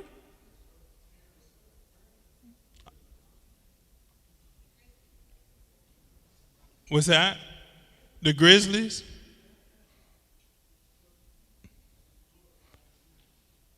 Glorify what? Murder's glorified in music, so that's why we keep duplicating the music. If I want to get on as an artist, I got to do what's celebrated. Whatever's celebrated is what's duplicated. So we shouldn't be shocked when we have young people celebrating death. We shouldn't be shocked because as a young person, I'm only doing what's expected of me, what this community asks of me, because what this community celebrates. I'm just doing what it celebrates. So I think when you ask the question, Dr. Carter G. Woodson started out Negro History, Black History Month used to be Negro History Week to commemorate the lives of Frederick Douglass and Abraham Lincoln. Abraham Lincoln, because he was the emancipator of those who were enslaved. But Dr. Carter G. Woodson's parents were enslaved people. He's the first children of enslaved parents to graduate from Harvard. He had a PhD. What were they celebrating that inspired Dr. Carter G. Woodson is what we need to ask. Because we have more money, none of our parents are enslaved, we're free to come and go, but how does Dr. Carter G. Woodson get the inspiration that later becomes Negro History Week, that later becomes Black History Month? What are we celebrating as a community? If you're Muslim, we know we celebrate Ramadan's coming. Everybody know we celebrate Eid. We know that. Our kids know that. They have expectations. They want to there's an expectation. But for a young person growing up in this city, we shouldn't be surprised with violence if that's what we celebrate. Memphis now is growing on the rap scene, right? The first time I heard about Islam was in a rap song. Biggie Small. First time I heard about Ramadan. Quick fast like Ramadan is the funk phenomenon, dun dada. How far we've come. So I would ask, and this is on the city as well, like we gotta stop celebrating chaos and then wondering why young people are chaotic. So for religious people, I'm at the point, look, I think we have to, as it says, we need to bring a new heaven and a new earth and look at being creators of something new. This isn't gonna work. Obviously, just kind of keep celebrating what the society celebrates. This ain't working. This just isn't working. Our kids don't function well in this because it's chaotic. And chaos is darkness, and it doesn't go well with prophetic light. One of them has to leave the room. I really enjoy this question, and I want to have fun with it. It's a very good question. What's good about Black America? Because for some people, they don't see any good. Hip hop started as a rebellion against what took place in the society. You imagine when I grew up, people played albums, and you had stereo sets with speakers and stuff, and you did not scratch no album. The cardinal sin in the world was to scratch an album. Here come young people scratching albums and made scratching an album an art form. That's what's good about black people. He said he heard Islam in rap. Snoop Dogg is a lyrical genius. He's better than some of them old school people that y'all listen to. Snoop Dogg and all of them young brothers can, in one rap song, reach all your children, and whether you know it or not, your children got Snoop Dogg on their phone. I'm just letting you know. Your children, they got them on the phone right now. They listening to all of them. And the brilliance of them putting what's going on in the society in word form is just brilliant. Our people can take dance, and here's a young man can take his body and bend it and put his leg up and move his head over here, and his feet go that way, and his arm goes that way, and it look like he's standing in midair. They look like they're walking forward, but they're going backwards. This is brilliance. They take a basketball, they used to just shoot them. Now we take it and rock it and go up in the air and stick your tongue out and do all of this manner of stuff, twirl it around and dunk it. Our people are beautiful. Do you know that music was changed by a black man, James Brown? No, he literally revolutionized music. And what you call on the one, if you're not a musician, you may not understand. But music was always catered by the second and the fourth beat. When James Brown came, he made the first beat dominant. So now all music that you hear, the first beat of the song is dominant because of James Brown. Our people have revolutionized everywhere we went. Our people have suffered, and we smile and we sing and we dance through all of the suffering that we've gone through. Our people have done that, black people. And to top it all off, so you'll know I'm in Masjid MIC here, is a black man who established Islam in our community. The Honorable Elijah Muhammad. Wasn't no Muslims coming to help us to get no Islam, but it was the Honorable Elijah Muhammad who learned Islam from a man from Mecca. And that man came and taught the Honorable Elijah Muhammad, and it gave him a way at coming after us. He didn't put us in Muslim clothing because our people would have rejected the beautiful clothing that my brother has on. We would have rejected that. He put us in a suit and a bow tie and took a suit and a bow tie and made it Muslim garb. So all of our people in the community, when they see us, they know that's a Muslim. But I got a suit on. He didn't teach us to make salat. He gave us a dua, an upright prayer. He didn't teach us or make us speak Arabic. He gave us a Quran in English that we could read the Quran. And now Islam has taken off. He took that Islam that he taught, went into the prison with that Islam. And black people learned Islam and took that Islam all over this country. Now Islam is dominant. And now you can come and set up MIC. But it was rough in the 50s. Trying to be a Muslim in America. It was rough in the 60s trying to be a Muslim in white America. They never liked Islam. They don't like it to this day, except for during Ramadan. They'll come and let you come, and they'll come and have iftar with you. They don't want no Islam because Islam freed you. It freed the Arabs. They don't want to see that. So you want to know what's right about us, the most honorable Elijah Muhammad. And some of you, you may say, you know, he didn't teach true Islam. I tell you what, he taught us enough to get us the hell out of what we was in with the Islam that he gave us. He taught us. And he stood us up. And whatever we were facing, we could overcome it. Whatever we were dealing with, we wasn't sitting around begging and whining, trying to get a handout from somebody.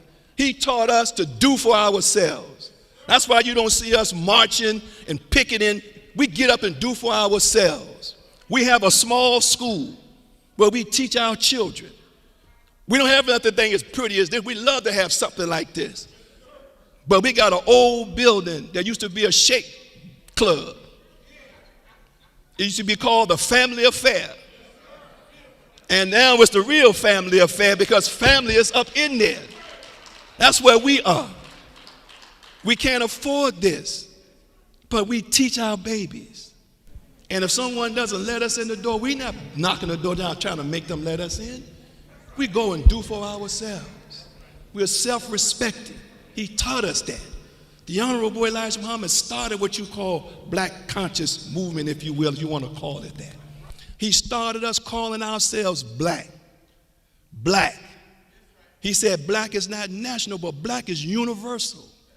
And when we called ourselves black, we connected with all the people of the earth. They don't like that. So I'm not trying to, I'm sorry if I'm a little passionate. It's Black History Month. He asked the question. He asked the question. What's right?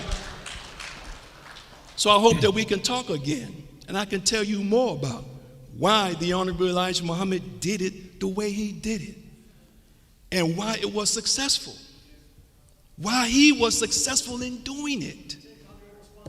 Yeah.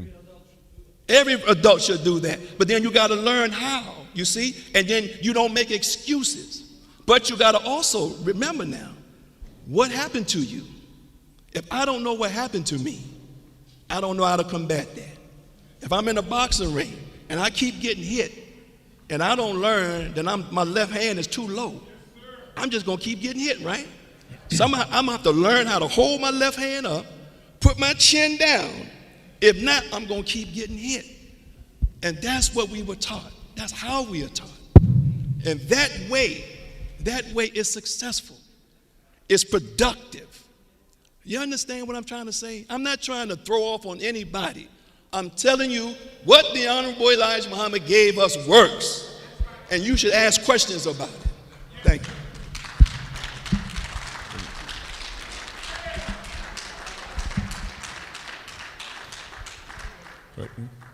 Maybe to Pastor Aaron Campbell, and Mr. Miller, if you can share with us a bit of a background about your organization, and if you have developed any innovative programs with some outcome that you can share with us, please.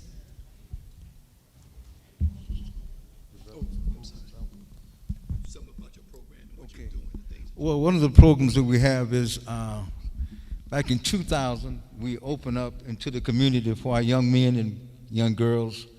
We call it Christian Development Outreach Center, where we cater to those young boys and girls in the community, high risk, young black boys and girls who don't really have a safe haven. So we opened up at our church this center back in 2000, about 23 years ago.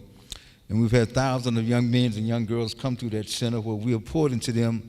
And one of the curriculums that we use is called the Principles of Manhood, where we teach, like our brothers say, how to treat a woman, how to be nice, how to be respectful, citizen, how to be courteous, how to be a man. We teach them those principles.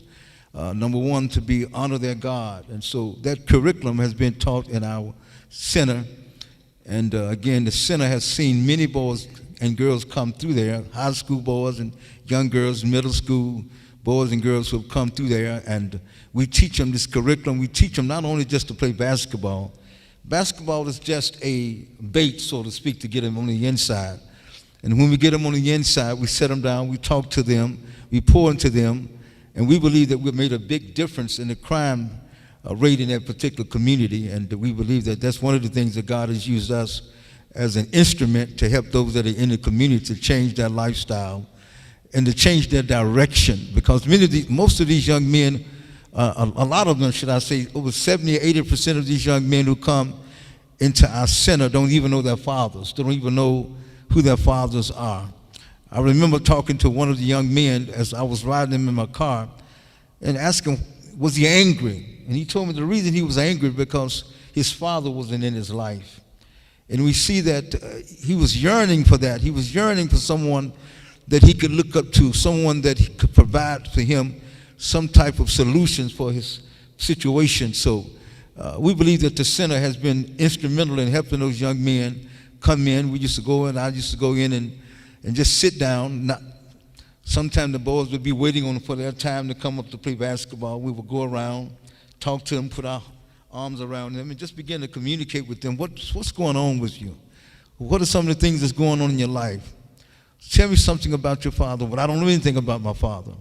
I don't even know who my father is. And we get to know things. I think one gentleman said, we don't judge them, or we don't criticize them, we just begin to pour it to them. So our church has opened up a center called Christian Development Outreach Center, will be really instrumental in helping those young boys and young girls in the city to become more productive citizens, where they can learn to respect each other. And I think one of our gentlemen said, because they don't really respect themselves, that's one of the reasons they don't respect others.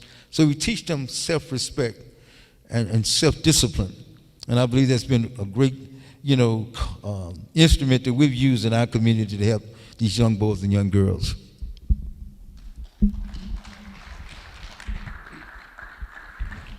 One of the programs that we have at Innovative Counseling is called Image Builders Academy. And what we do in that program is try to help these kids develop an image of themselves that's a positive image, and to help them to build self-esteem in them. One of the things we get them to see is you're not who the world says you are. You're not who people say you are. You're not who whatever they out there saying. You who you believe you are. I believe as a man thinking in his heart, so is he. Well, these young people have the wrong image. And so they act out. You act out where you are.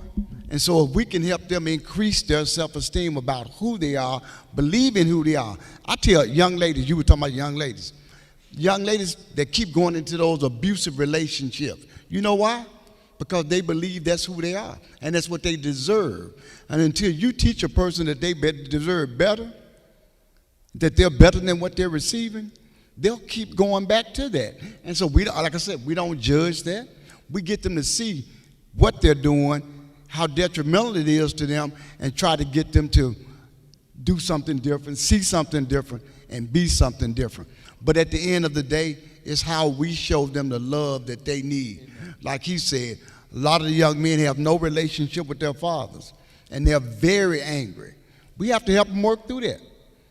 Help them work through that and help them realize, because if you talk to young people who fathers were in their lives, they start believing they're the reason that their dad wasn't there. And we have to get them to see, you didn't cause that, you're not responsible for that, and help them to get past the anger toward their fathers.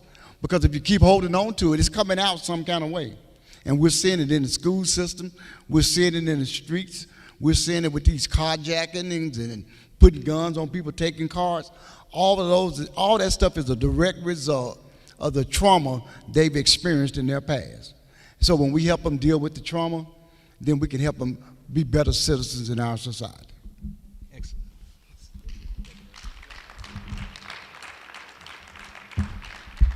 So we're talking about programs.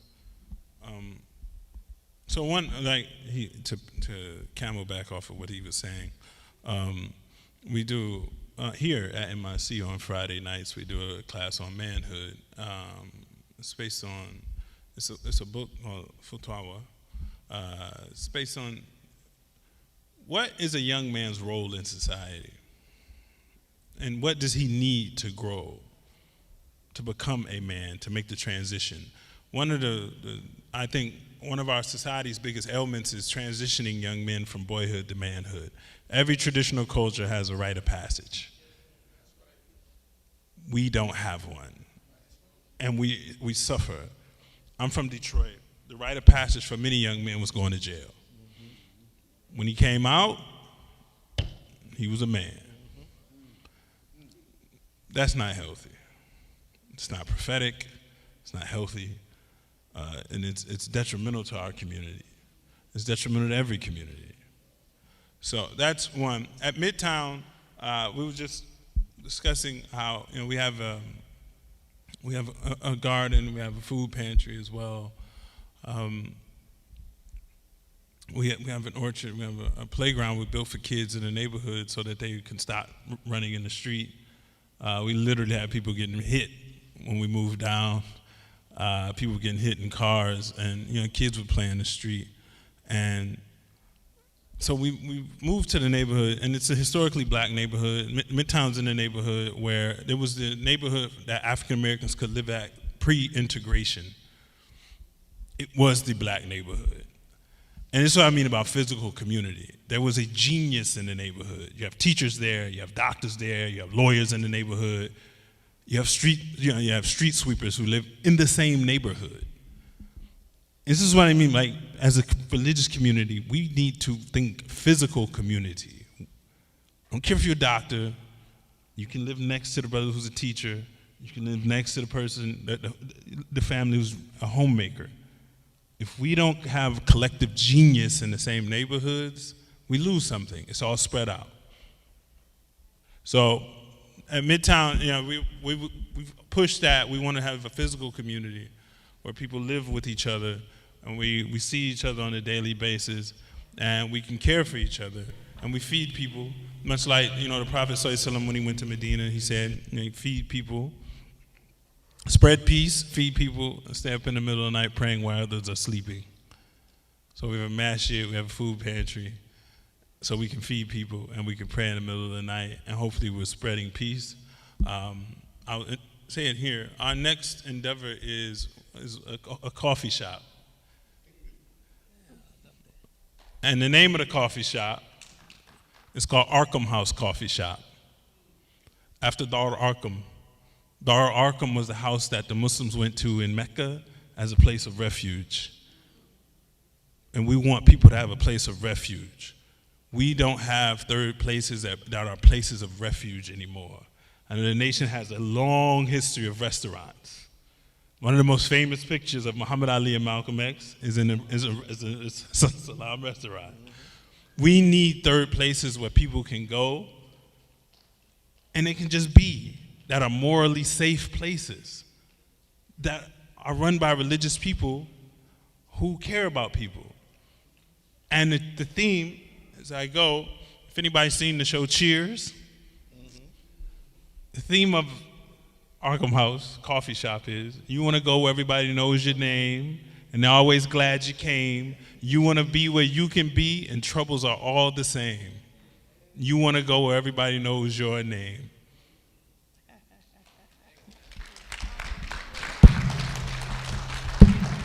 So, and I would just add, I'm a shameless plug, I'm sorry. We don't have a restaurant, but we have Sister Carolyn with Your Personal Chef, who's catering the food here today. She's a Muslim. Beautiful food. So if you need someone to cater from, I've seen her cater from a couple to hundreds of people, see Sister Carolyn and Your Personal Chef.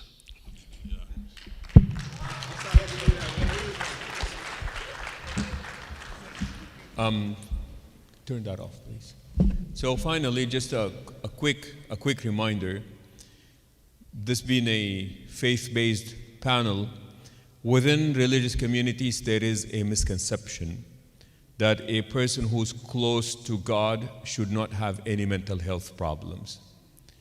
And this is, unfortunately, a myth that is believed by many. It is very possible that an individual can have a very good relationship with God. People can be very tender in their hearts, untroubled in their mind. It does not take any of their belief or faith away. They just need more help. So I think it's very important, see, when we make people feel that their mental health problems are based because they don't have a relationship with God, what we are really saying is we are telling people to suffer in silence. So if somebody comes and says, I'm depressed, and all you have to say is, well, have you read the good book lately? This is what we call the blame the victim theology. Your problems are because of you. and I don't think that's a good approach. But I want to appreciate our panel, please. A big round of applause. Yes, indeed. And I believe that this is a conversation that needs to continue within all of us and also within our own separate faith groups in our own localities, and there is definitely a role for us to play. Appreciate all of you. Thank you very much. May Allah bless you all. May Allah bless our audience. And I would like to invite Brother Talib Kareem, inshallah, for concluding remarks. But our panel is, I know that some of you have to leave, so I appreciate your presence here today. One more round of applause to our panel, please.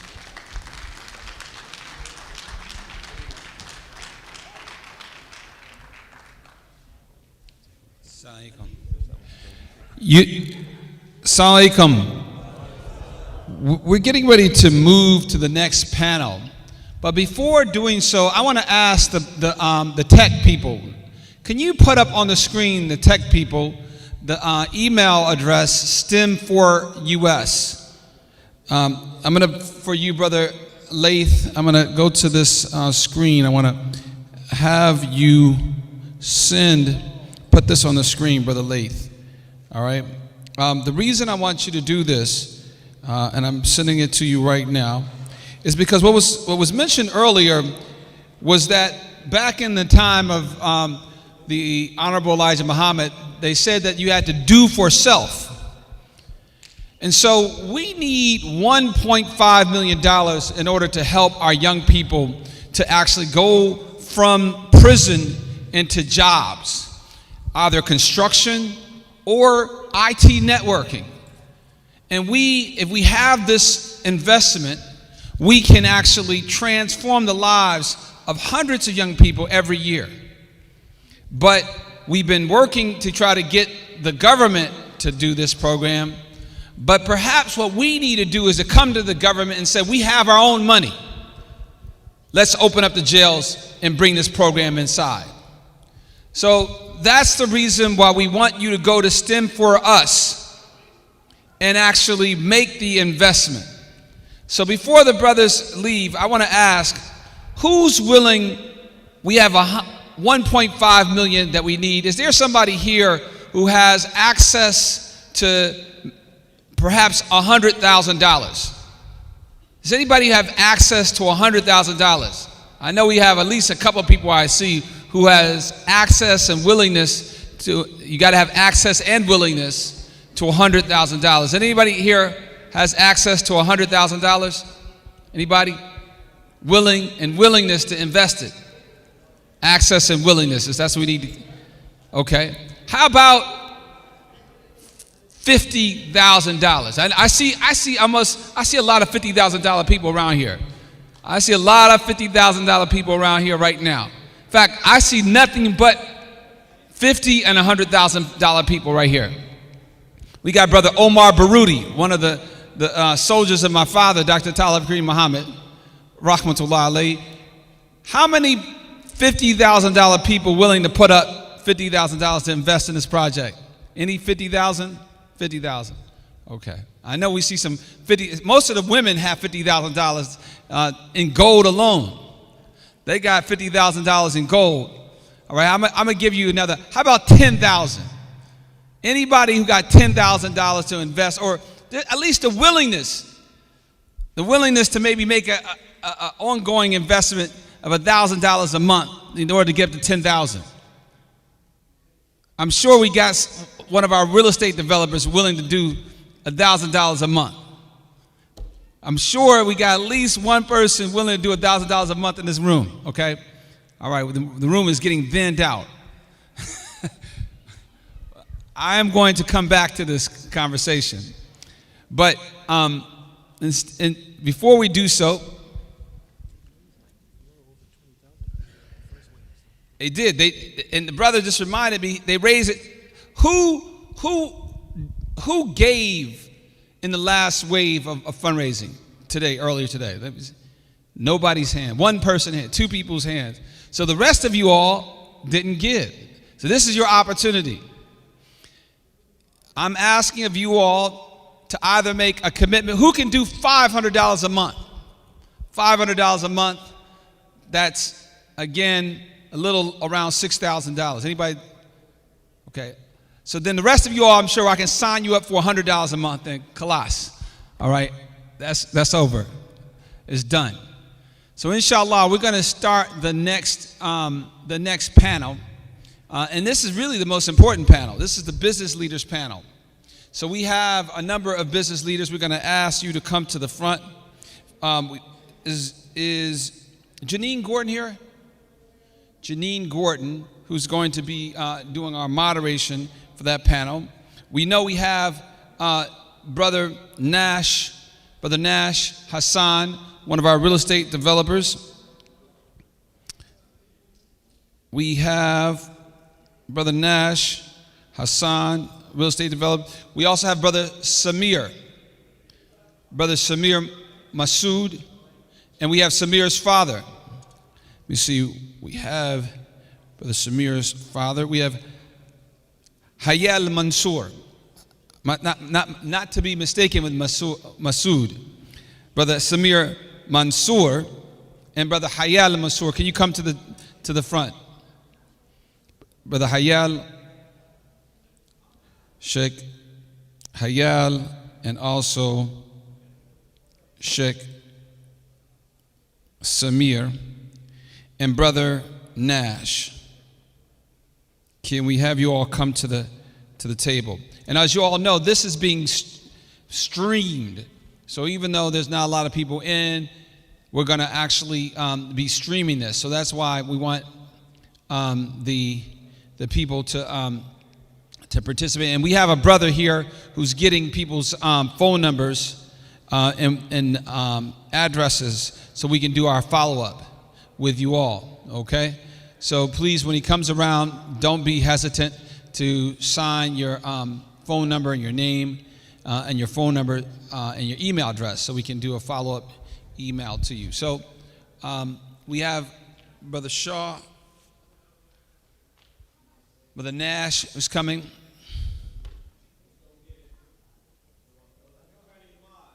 Brother Attorney Imad. Hold on. Let's go. We have, okay, Imad Abdullah, Regional 1. That's right. Nash Hassan, Grand Point Realty. Samir Mansour, the Memphis Islamic Center. And Janine Gordon from the Shelby County Juvenile Court.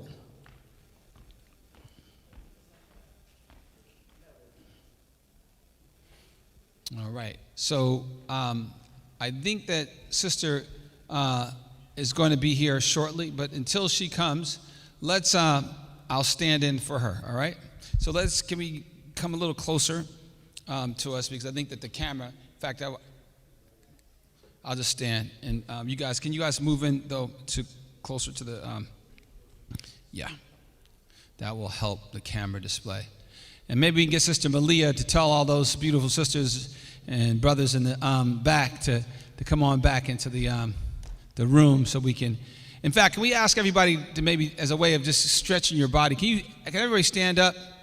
Can we ask everybody to stand in the room? Everybody just to stand. Stand. Everybody's standing. Everybody's standing, because this is kind of a form of stretching. Stand. Everybody can stand. Now, brothers, can you stand? Kum, ya ikhwa. Kum. Can you stand? Now ask everybody who's standing, can everybody move to the front row? Everybody who's standing, move to the front row. Move to the front row. That way we can at least be closer together to one another. Alhamdulillah. This is a good exercise. Move to the front row. Okay? There you go. Alhamdulillah. Khair. All right. So this is going to be more than just, please, not the front row, not the fifth row, the front row. Come on, sisters, come on to the front row, please. Come to the front row. This is going to be an intimate dialogue. And this dialogue is about the business leaders. Because in Memphis, you have a situation where the violence, my brother, come right up here. Yeah. You got plenty of room right in the front row. See, this is the thing that we have to teach our young people, right? our young people, for one reason or another, we have always been taught to sit in the back. In fact, Carter G. Woodson, the great civil rights and literary scholar, used to say that it is so bad in terms of, he taught the miseducation of the Negro. If any of you all may remember that book. He said that the mindset of the American Negro, talking about us primarily, he said it has been so brainwashed, and I'll include the immigrants in this concept as well, because colonialism has done the same thing to them as racism has done to us in this country. But we have become so conditioned that we're supposed to be in the back, either the back of the room, the back of the bus, the back of the class, that even if there is no back, he said that we would cut a hole into the back in order to go back there. This is the way, again, we have become. And so this conversation, especially the business leaders, these are people who have, by their nature, are people who are at the front. They're at the front of the line in terms of economic activity in Memphis, Tennessee. We have, again, Brother Nash Hassan, a real estate developer who's in the business of, again, selling homes. We have, and also other real estates, properties, selling and buying, and he'll talk a little bit more about. We also have Brother Ahmad.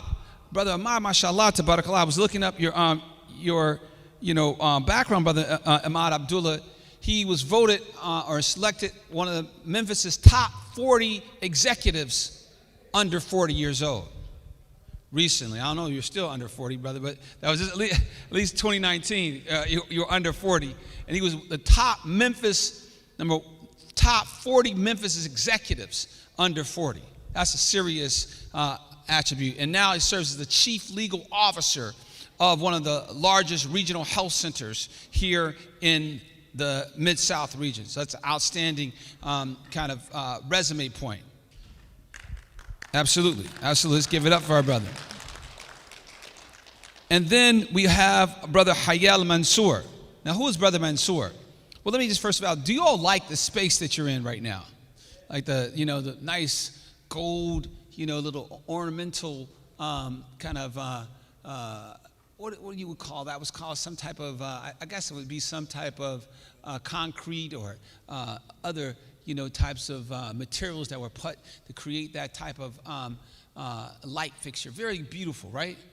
And the large ceilings, the nice marble floors. Do you all like that? Let's give it a round of applause, right? MashaAllah. This is the brother who's responsible for helping to build and construct this right here, Brother Mansour. So he knows firsthand who, or at least what are the skills that are needed from today's young people. If he was going to give a young person fresh out of jail a shot, a second chance, what are some of the skills that they would need in order to be able to step from the prison floor to the floor of one of the buildings that he's constructing, all right? So that's what this conversation is going to be about. So again, I'm glad that you guys are involved. And again, we are looking forward to Sister Janine Gordon coming. But let me ask the first question here. As business owners, you all have a lot of opinions. So let me just ask you, what do you believe if you were the mayor? If you were the mayor today, Brother Nash, what is the one thing that you would do to fix the disease of youth violence? The first thing that I would do probably is start a neighborhood watch group.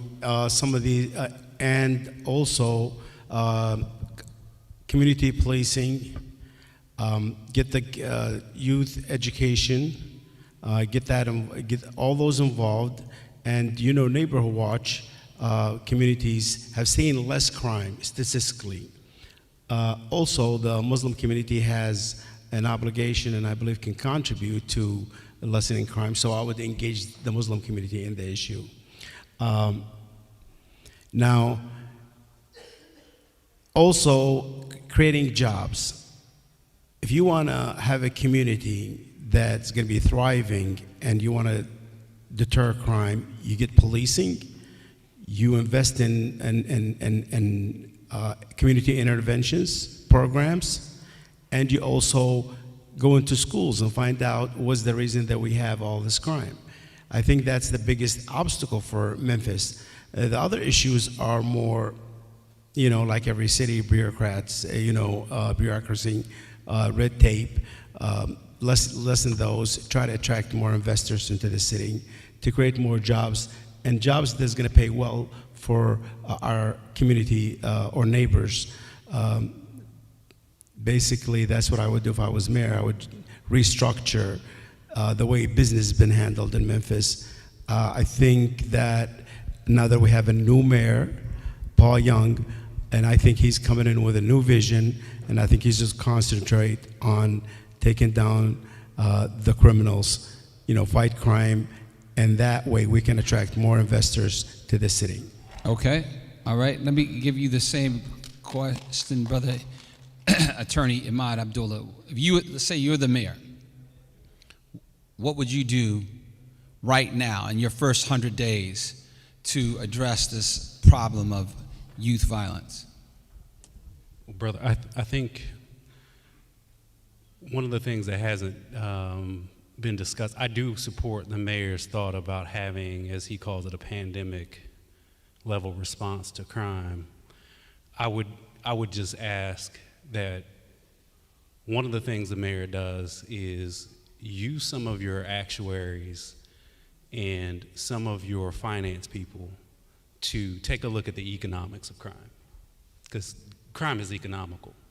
What makes a person decide this is my best option? So the number one crime that we're having here in our community are break-ins to vehicles. And what are the economics of that? If I can wake up and I know all I have to do is find 4 cars that have guns in it, I can make $1,000 that day. So how many cars do I have to either break the window, open the latch, get in the vehicle, and I can exchange this for about $250 if I find a gun? It's an economic issue. I don't think we've had actuaries put pen to paper to see what is it that you're fighting against. If you're trying to develop a program to stop a behavior, you have to look at the cost benefit from the criminal's perspective of what they're doing. So I'm chief legal officer at a trauma hospital, and people who are victims of violent crime receive care, life-saving care at Regional One Health, removing bullets, removing blunt force objects, penetrating stab wounds. And in our trauma registry, they get a chance to talk to some of the people who are the victim of crime. One thing you would not think about is it's so much safer as a criminal to break into car doors than it is to sell drugs on the street. Just think about this conceptually. If I'm a drug dealer and I'm standing on the street, do you know what I am? Target. You're a target. You're actually a walking cash register. Because if you were going to provide drugs to somebody, guess what you do before you give it to them? Take their money. You take their money. That's a dangerous job, even for a criminal. What's not is dangerous if you're going to do a life of crime. Again, even criminals are, and I'm using the word rational, meaning they're going to do what's in their own best interest first. It's safer to go to a parking lot at 5 o'clock in the morning while people are either working out at the gym or at 9 or 10 p.m. when people are having dinner and break a window and see if there's a gun inside that you can sell versus standing as a walking cash register on a corner with other drug dealers and other gang members in a bad neighborhood. That's what we're up against when you look at the crime that has spilled out of the contained areas. There wasn't a huge crime problem from a media perception standpoint in Memphis when it stayed in Orange Mound, when it stayed in Frazier, when it was gang members shooting each other in their neighborhoods. We as a city have done a phenomenal job of building roads and thoroughfares through and around bad neighborhoods, so you don't have to see them. You can drive past them, you know they're there. If you're in Germantown, you can drop your kids off at school, go to work, and never see the ghetto. Never see it. That's how the city is designed. So when it stays contained, it doesn't feel like there's a crime problem. We have a similar crime problem that we've had for the last couple of decades. The homicides have gone up. So I think part of the solution is I never hear a discussion or understanding as to economically, what are you fighting against? And are you putting things in place that tackle that? 4 cars. Find me another job if all I have is a high school diploma, if that I can make $1,000 a day. You just need 4 guns. You can get $4 grand a day. That's what you're fighting against. All right. Very good analysis. $1,000 a day. Again, every day a week. That's $7,000, right? Times 4, that's $28,000 to $30,000 per month. And that's difficult for a business owner to be able to pay somebody that type of number, Brother Imad.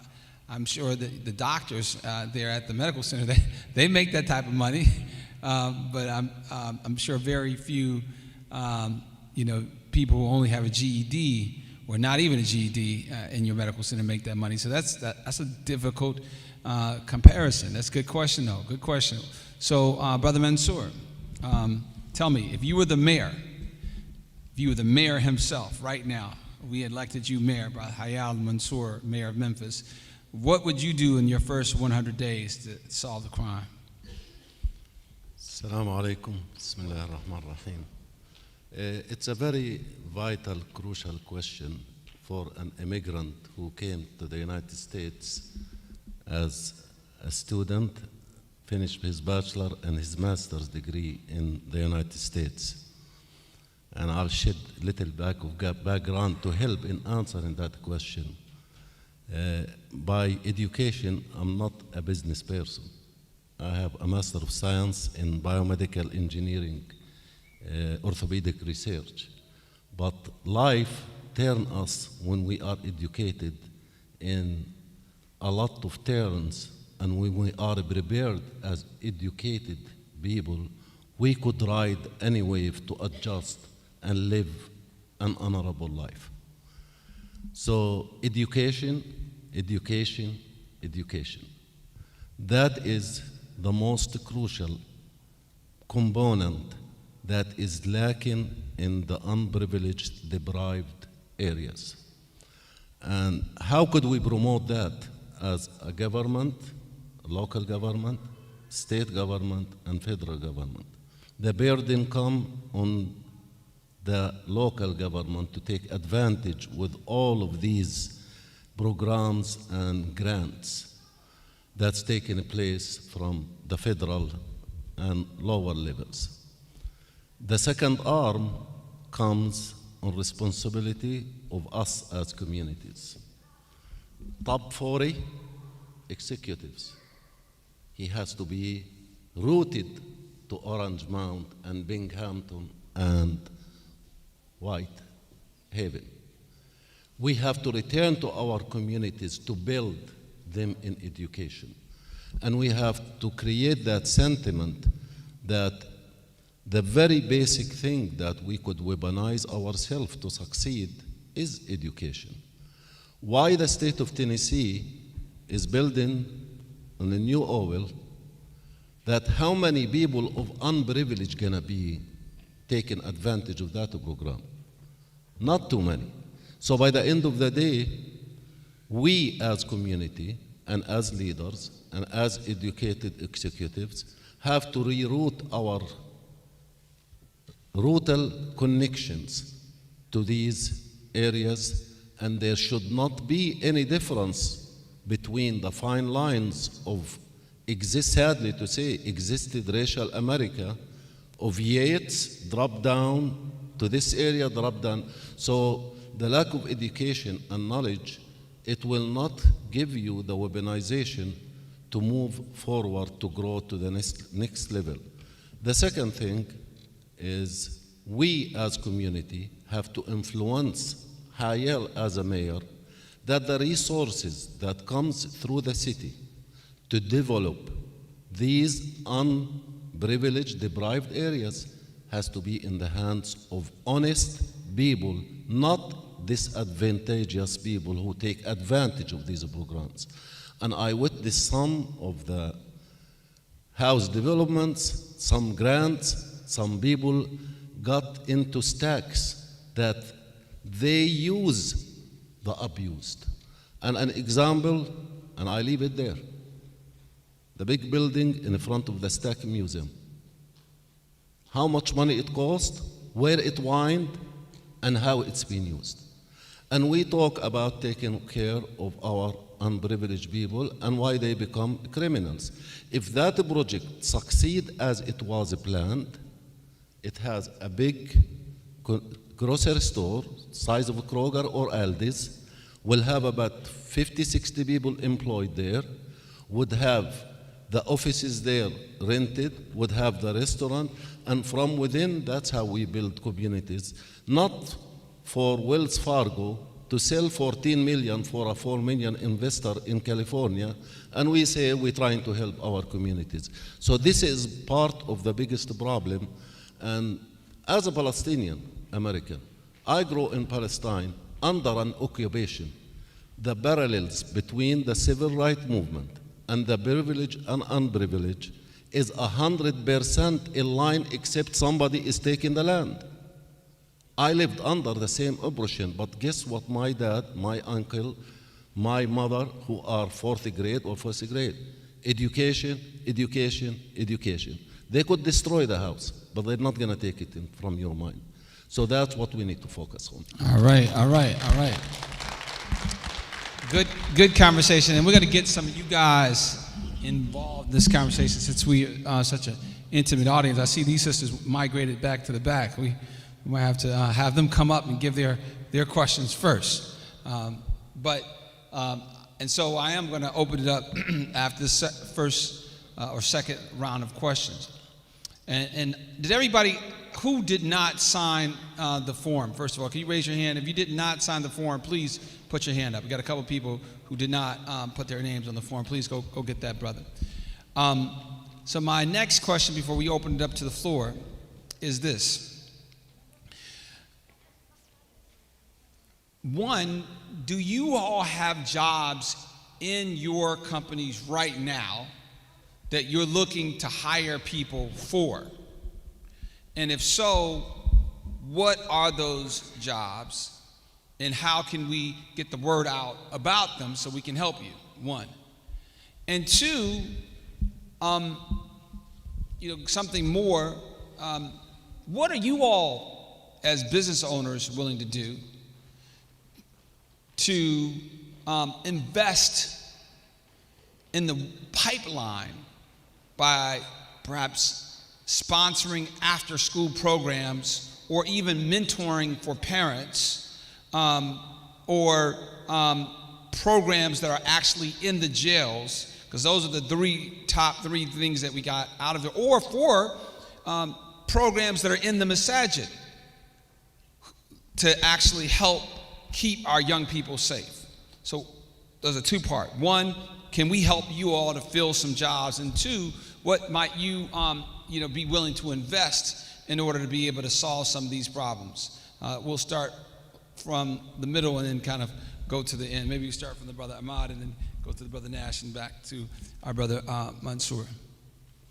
Okay, well, I'm going to warn you, I do a little bit of Kellyanne Conway. You may ask a question, I'm going to answer what I want to answer, and then hopefully get back to your question. So quickly to what you asked, health systems can't fill all the jobs they have. And this is at every level. It's not just doctors and nurses and CRNAs and techs. We need people in food and nutrition. We need people in environmental services. So if people who are valets, we have so many open jobs for folks who can what? Pass a background check and pass a drug test. So some of the very people we're trying to help, just with basic screening requirements in most businesses, exclude a vast majority. Okay, that's a good point. Let's have a dialogue on that. So let's just say, if you got people, let's say, for example, if you tell me, brother, I got 10 jobs that are going to be paying, let's say, $50,000, right? 10 entry-level jobs, $40,000 to $50,000, and I get you 10 people who are honest. You know, maybe they might have made a mistake, but I can vet and verify that they're honest people. You know, as the mayor said, trust but verify. So I can say, okay, you can trust me because I've verified, I've worked with these people, I can certify them myself, and I will be responsible if something happens. Let's say, that's a big thing to ask any nonprofit to do, right? But let's just say I was able to do that. But they can't pass a background check. Let's just say for any various reasons. Let's say, for example, they got poor credit. They have extremely poor credit. Or, that won't eliminate. Okay, well, let's say they've committed a crime, okay? They've committed a crime, but we've taken them through our rehabilitation program, and we can assure you that these are good guys or women, but good guys. We've worked with them for a number of months, and they have changed. Brother Ahmad, what can you do for us? Okay, so you're vouching that this person is a good person that performed. It's going to have to show it in their urine, because this is the thing with tests and policies. They apply to everybody. There's no way that you can get them hired in many professional settings if they can't pass a clean drug test. So you said the drug test. The drug test. Okay, so that's what I'm saying. I'm not even trying to be gross. No, that's real. I'm saying the what you think you have rehabilitated will show up once you get the sample, and hopefully, let's say you can do all of that. The jobs are there. So you're saying that if we can get our young brothers and sisters to basically cut out the weed and the other things that they're consuming, yes, even if they've made a mistake, that you all will take a risk on them if we can, again, verify them by, again, having them pass their drugs test, and they can stay clean on that. Is that what you're saying? That absolutely. That you will get an opportunity. It's not easy because it's the long term. It's when you're going to work, staying out of the environments that keep you away from the activities that got you in trouble in the first place. Right. And are there other social mechanisms? You know, one of the things I've always thought as an attorney, and here we go, I'm going a little bit off on a tangent. They will sentence people to community service. And have you all ever noticed there's always random community service? They try to keep these offenders isolated. They're on roads picking up trash. You know what I've always thought the best community service would be? Could you spend time with the kids you have? Why don't they ever sentence them to, you've got 3 kids. You need to spend this many hours with your children. And you need to go to parenting classes. Do you think that would have an impact on crime? If I got to do 500 hours of community service, why couldn't 250 be with the kids that I fathered? Right, and let's say you also have to double down by going to the parent conferences, right? You can get some of your hours shaved out that way, right? Right, or take them to the basketball practices, right? Correct, and while I'm working on that and paying restitution, now they make sure the court gets their restitution dollars, but do we always make sure that the mother who's supporting that child by herself or is getting other supplemental payments, the man learning how to be a dad by applying some of that to the child support? Very good. Be present in your home. You have kids who don't know you. If I'm a judge, I'm thinking about, what can I do? Because there was a panel, maybe 3 panels ago. A brother sat, I think, right here and said, when you incarcerate somebody, that person isn't the only one being punished. They have a whole family. That's right. Suffering from the missing of that person being there. If I were ever on the bench, I would try to find a way, if I'm sentencing someone to community service, half of those hours would be spending time with the kids that they have. That's good. That's awesome. Especially if you had a verification mechanism with that. Now, I am not talking about somebody who is incarcerated for spousal abuse or some dangerous person. I'm not talking about introducing a dangerous element into the home. Other crimes who, as you said, there's a mechanism. But if we could get these young men to be present, don't have a generation of kids who don't know you, who've never met you, who think you have no value. If we could rebuild some of that relationship, I think without any scientific data to back it, my guess would be crime. It may have an impact on crime reducing. And I probably would add with that you, in order to do that, you would have to create an environment within the homes, particularly with the women, that would welcome them. Because as you know, a lot of the problem has to do with the toxic relationships between the women and the men. And it's not the women's fault. I mean, as my wife always tells me, they have to do a whole lot. Our sisters are carrying a lot of weight, and so it can sometimes kind of really take them out of their true state of being, their natural fitra, as we say in Arabic. Brother, you know how easy it is to not be present in the life of somebody you don't know? Guess what I think would happen if they had to spend time with their kids? They might actually build a bond with them. It makes it much harder to walk away and be absent when you have a bond with somebody. Exactly, but again, I go push back one sense, because again, we work with a lot of fathers. Oftentimes, it is the environment, particularly in the homes, that really that's not conducive, because the father is being, is literally being attacked by, the other parent, and so in terms of verbally, and so what the child looks upon the father is so negative. And that's, again, another reason why we have to work with our parents. We have to get in those homes. We have to provide coaches, literally. And nobody's teaching how do you become a parent. How many parenting 101 classes has anybody attended a parenting 101 class in school? Parenting 101 class in the K through 12 school system. Did you attend a parenting 101? Okay, well, let's find out what school that was. But they don't teach it. So again, if we want better results, we have to have a better investment, right? So Brother Nash, tell me again, do you have any jobs, A, and what investment are you willing to make to give people a second chance, if you will? We always have jobs in the real estate industry. Actually, all you have to do is go out, get your education, get a license, and we'll mentor anybody that comes in and teach them the skills to make a living. Also, I have an insurance company, and I can get their insurance license, we'll hire them, and we'll make sure they make a good living, and we'll mentor them through that. There's a lot of opportunities out there. I think that we need to get back to the root of the cause and the problems that that we've neglected for so long, or the society has neglected so long. And that is, when you have families, broken homes, children living and growing up in broken homes, what do you expect? Do you expect an individual that's going to be productive? I mean, it's going to be very slim chance for that child.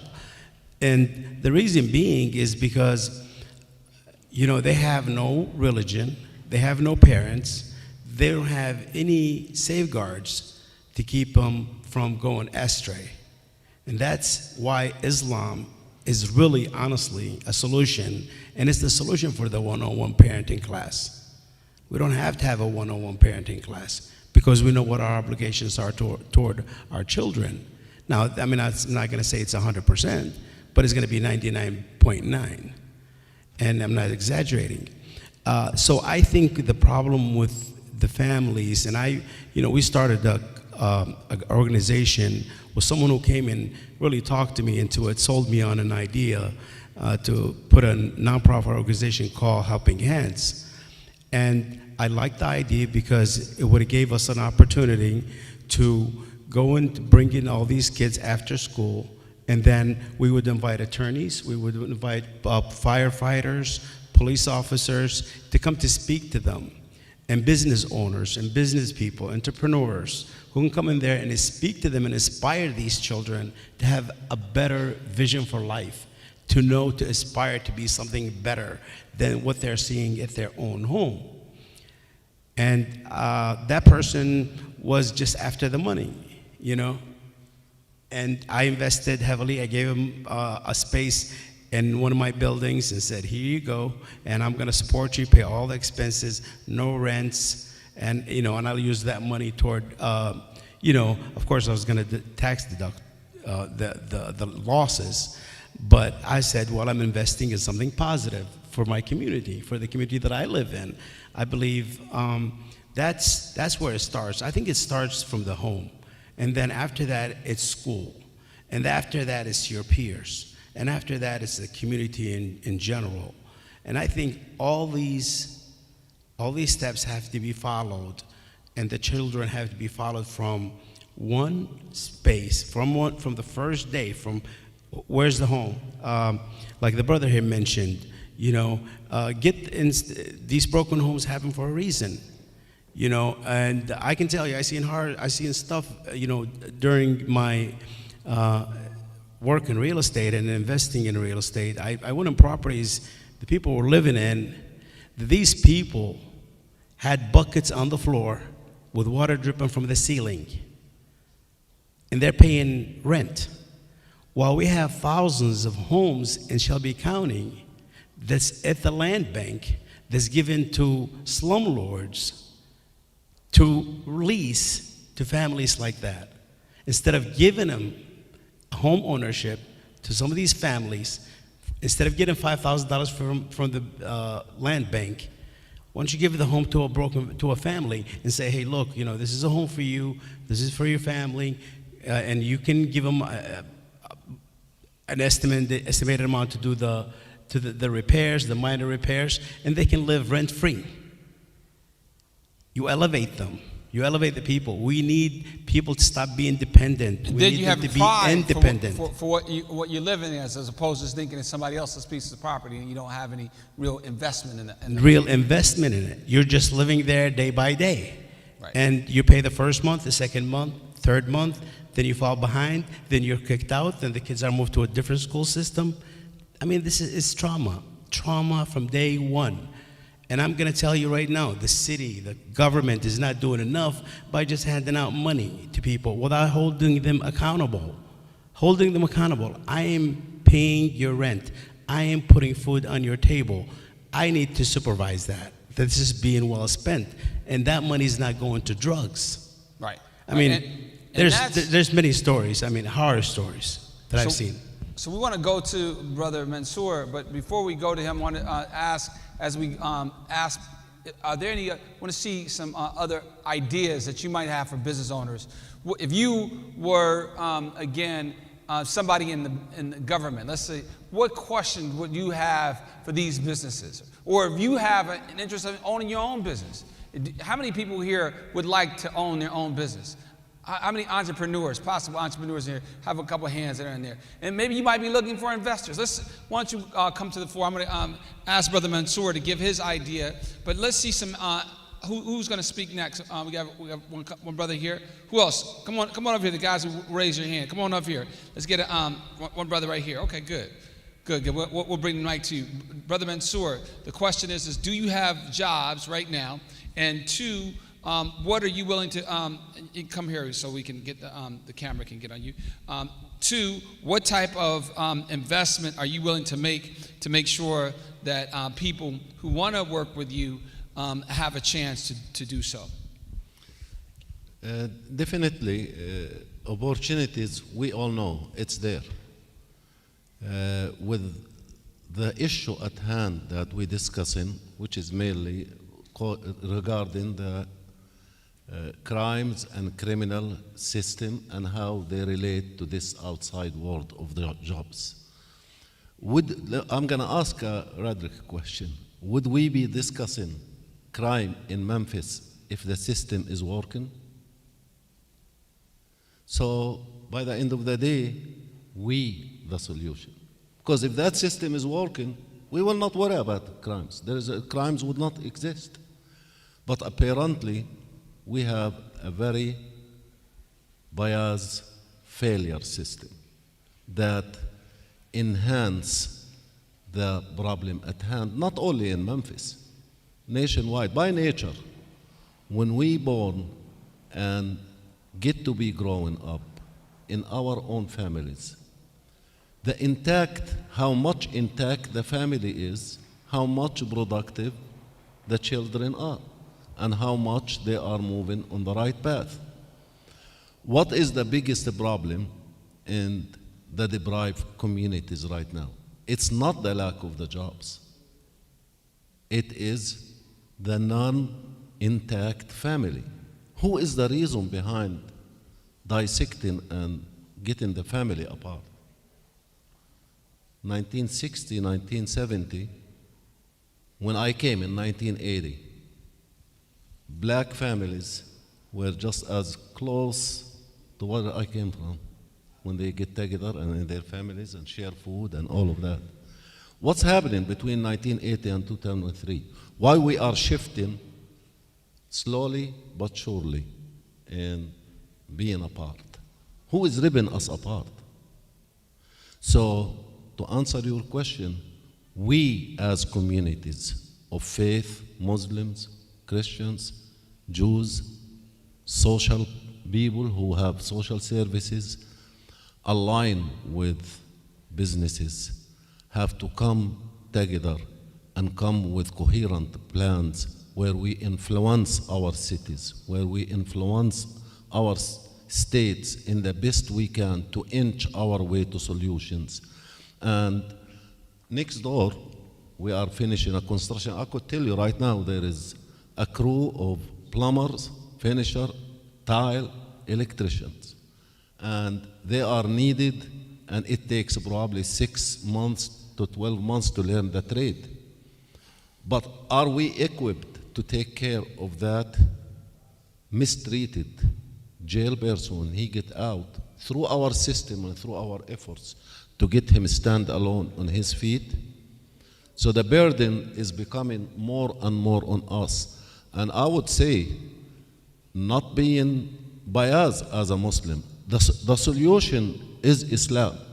The solution is there. Economically, there is not a single religion that existed on planet Earth that has the compatibility that it is well fit for every place and every period of time.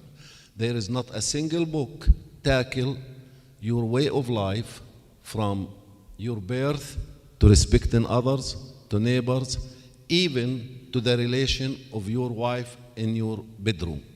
So by the end of the day, how much burden on me as a Muslim businessman? A lot.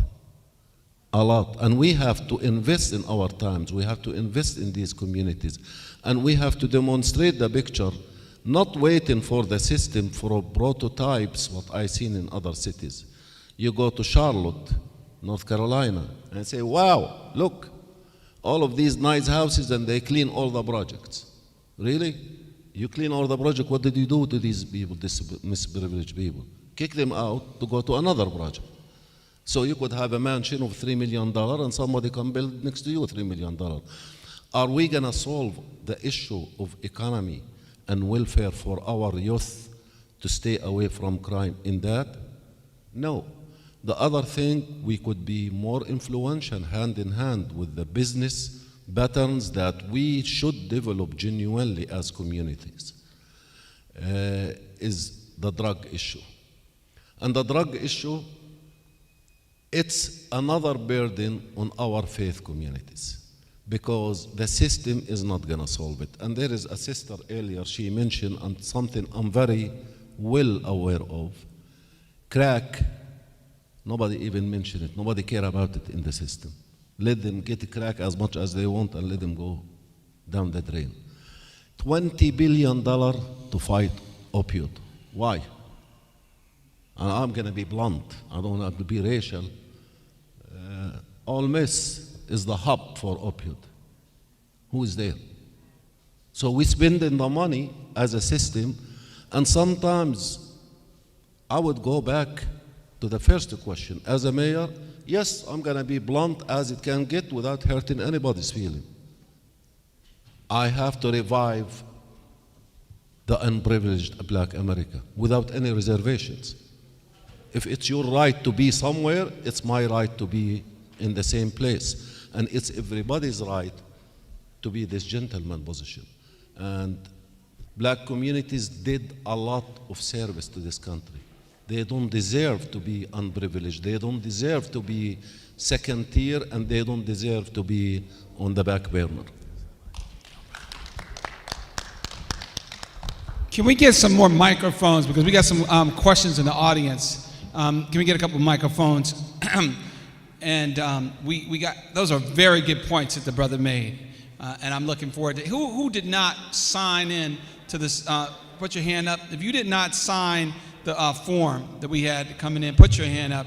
So we want to make sure you got a brother over here who didn't sign. Can we get that brother signed in? And then second of all, if you have any business ideas, any recommendations that you have for these business owners, if you want some investment opportunities. Oh, Sister Janine, mashallah. Come on up, Sister Janine. We got to double it up. Have you on both panels. Yeah, so let's do that.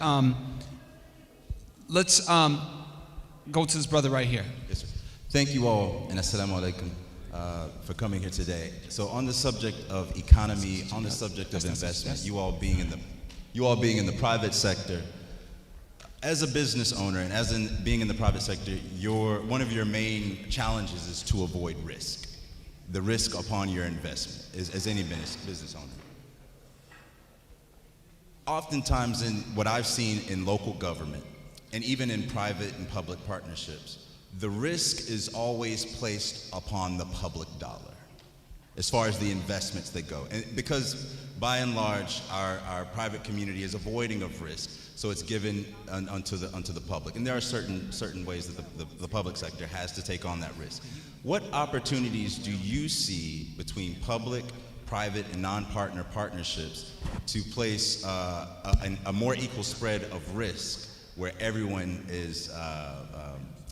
benefits? So what partnerships and what styles of financing might be able to develop these systems, a reinvestment inside of the homes? What types of partnerships would help that? And I have a suggestion, but I would like to hear what you guys offer.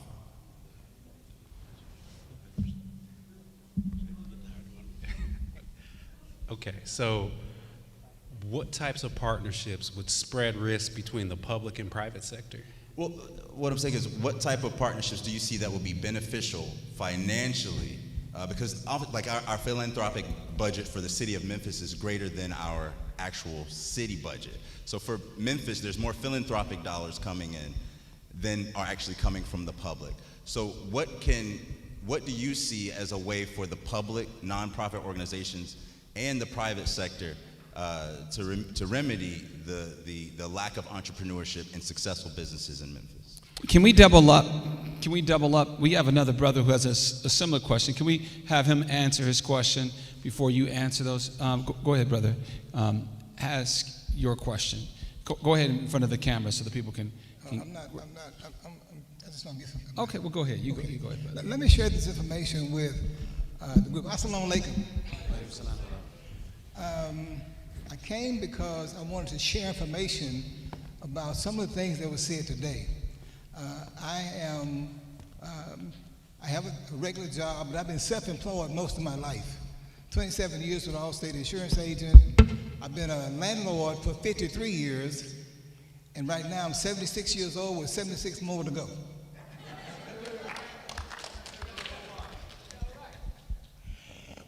Here's some things I want to point out. We talk about a drug problem. At Allstate Insurance, one of my clients who used to work for the Federal Aviation Administration had moved here from Baltimore, and when he came in to get his insurance, he was telling me about why he quit the Federal Aviation Administration and went to work for General Electric. He said when planes would fly into the country with no flight plan, they made them land.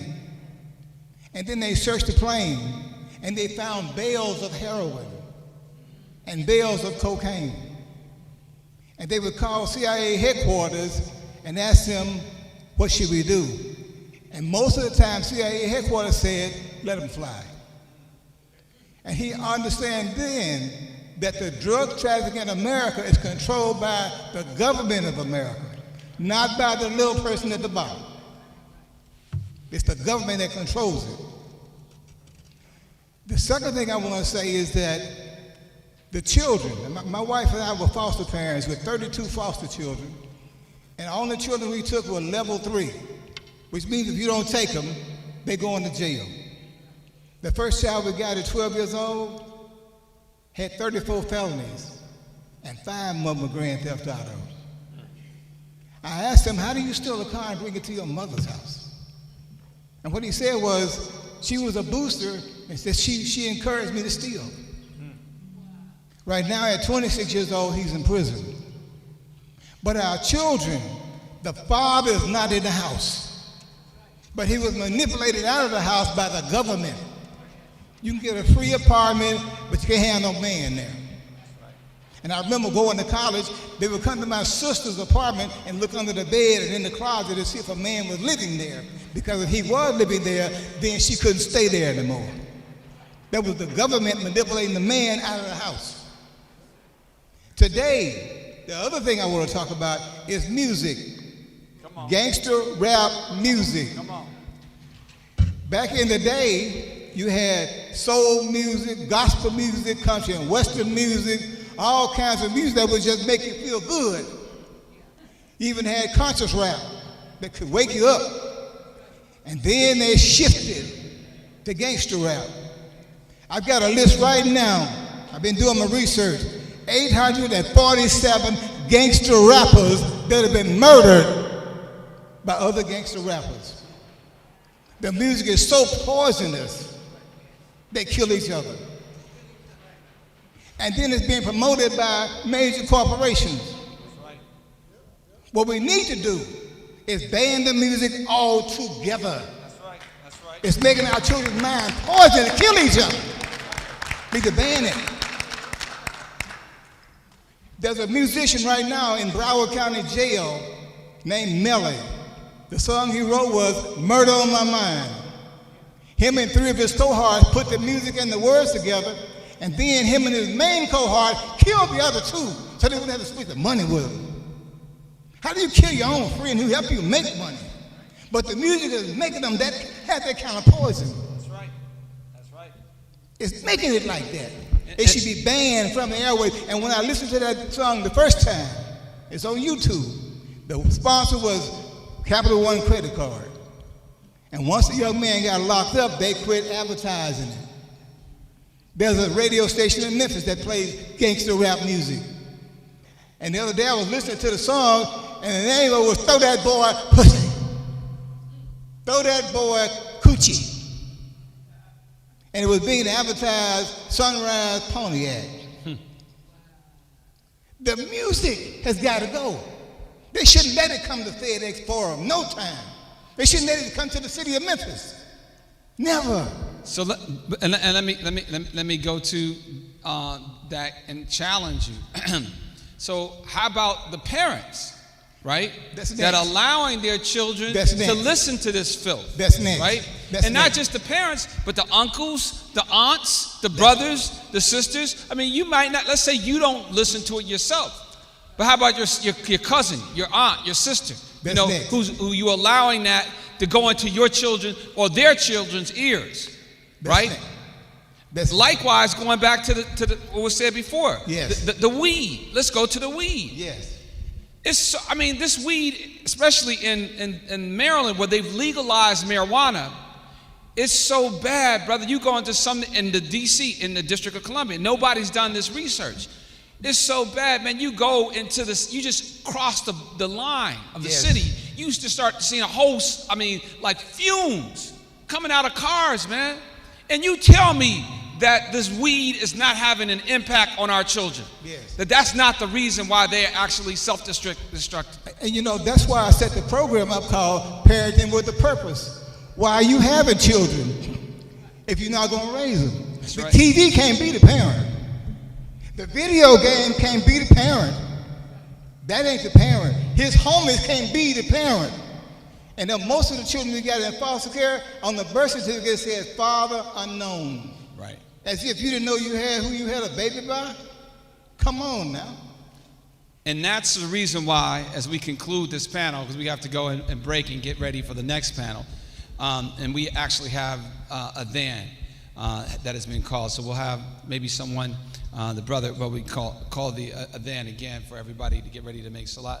We'll have a quick break and we have some refreshments for anybody who would like outside and in the green room. We'll come back. We have our county commissioner, Sister Erica Sugarman. Let's give it up for Sister Erica Sugarman. She's in the house.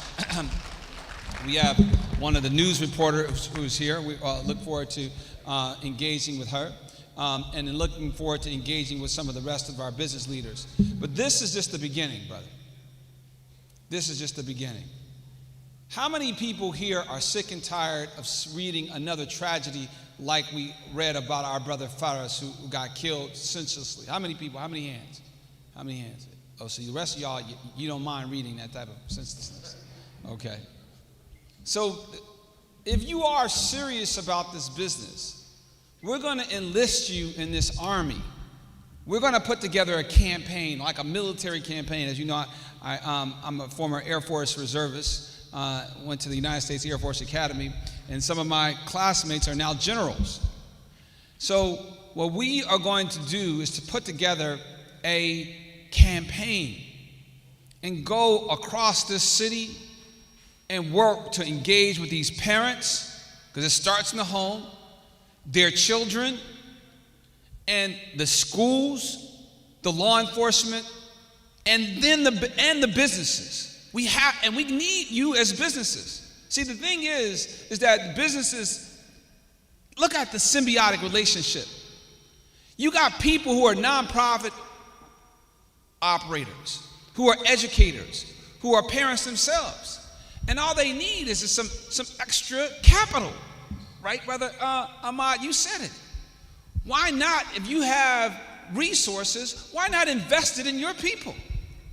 You know how much money you make every year. I mean, you can only buy so many cars, right? So many gold bracelets for your wives, right?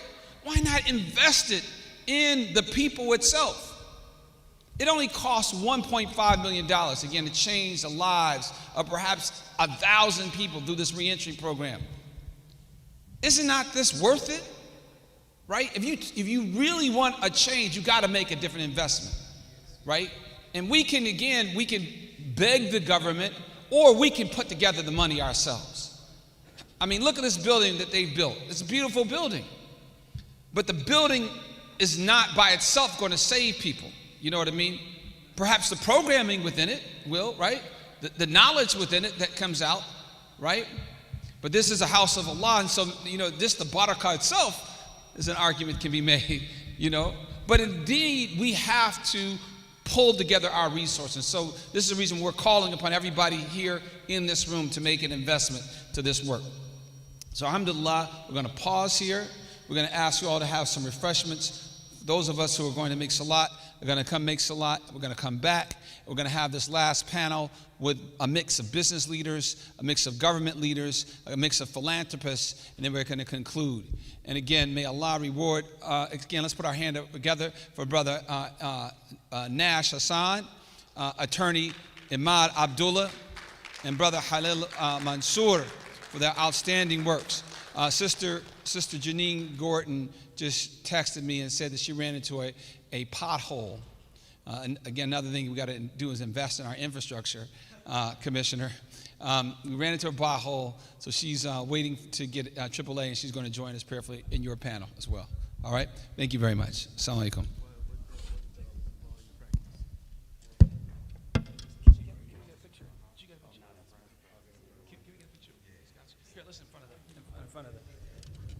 Brothers, can we get a picture right here? Yeah, right here, in front of the mic.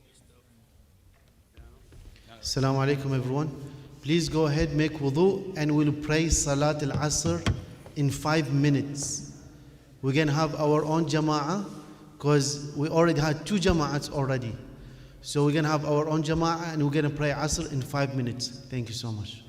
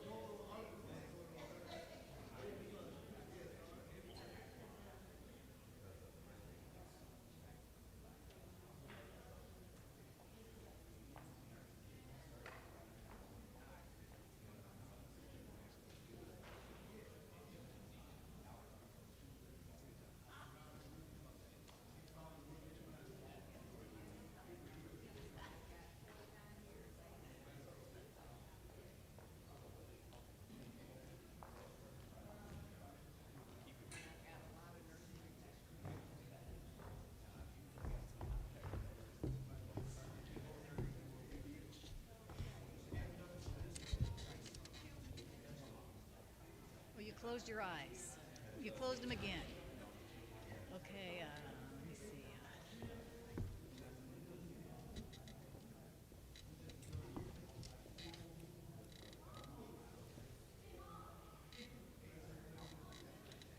Okay, look out in the audience, not at me. Look over here. Pick up the microphone because it's sitting there.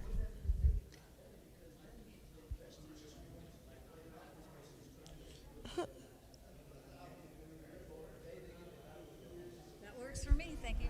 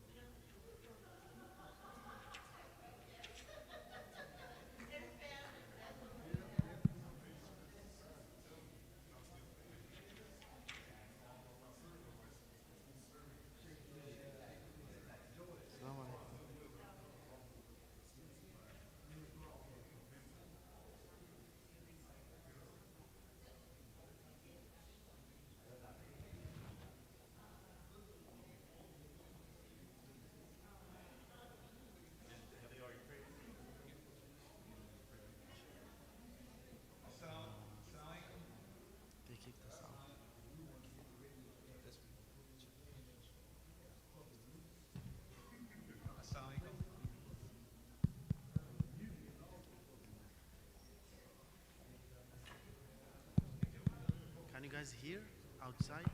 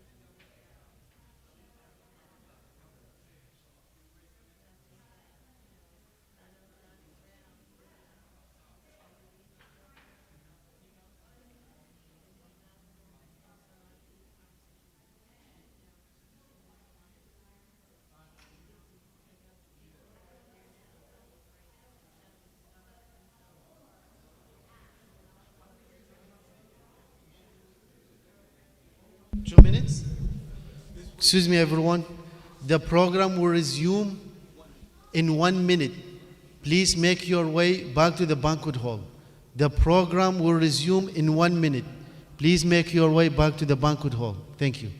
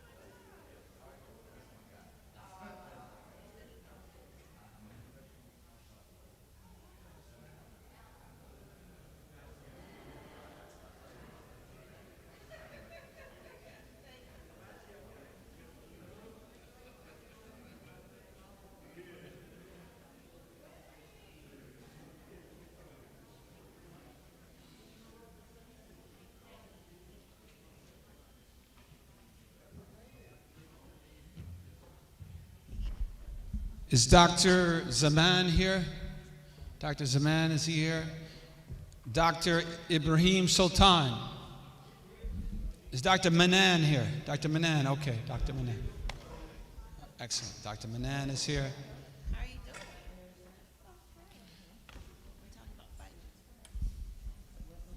We also wanted to get at least one youth on this panel. Is there some youth who want to be on this panel? Are you two sisters, are you interested? You're interested in getting involved? Come on. You're not? This one? Come.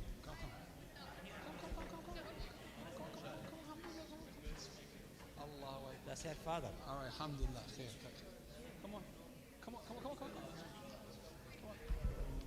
We're gonna ask you the questions, okay? Have a seat. Inshallah. You ready? Yeah, I'm ready. You're gonna moderate, right? Yes. Okay, great.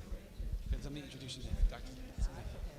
Dr. Zaman is right there. How about Dr. Dr. Manan is over there, yes. Dr. Manan, come up.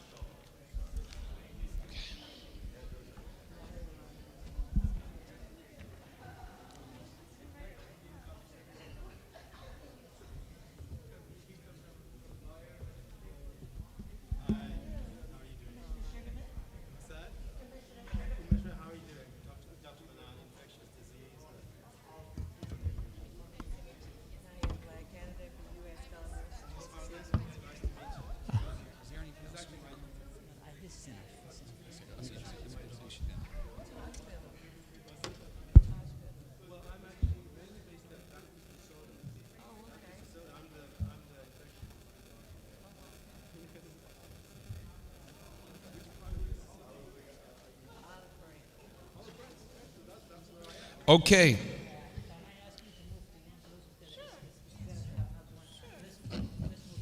To the right. Now you can stay. You're staying. Yeah.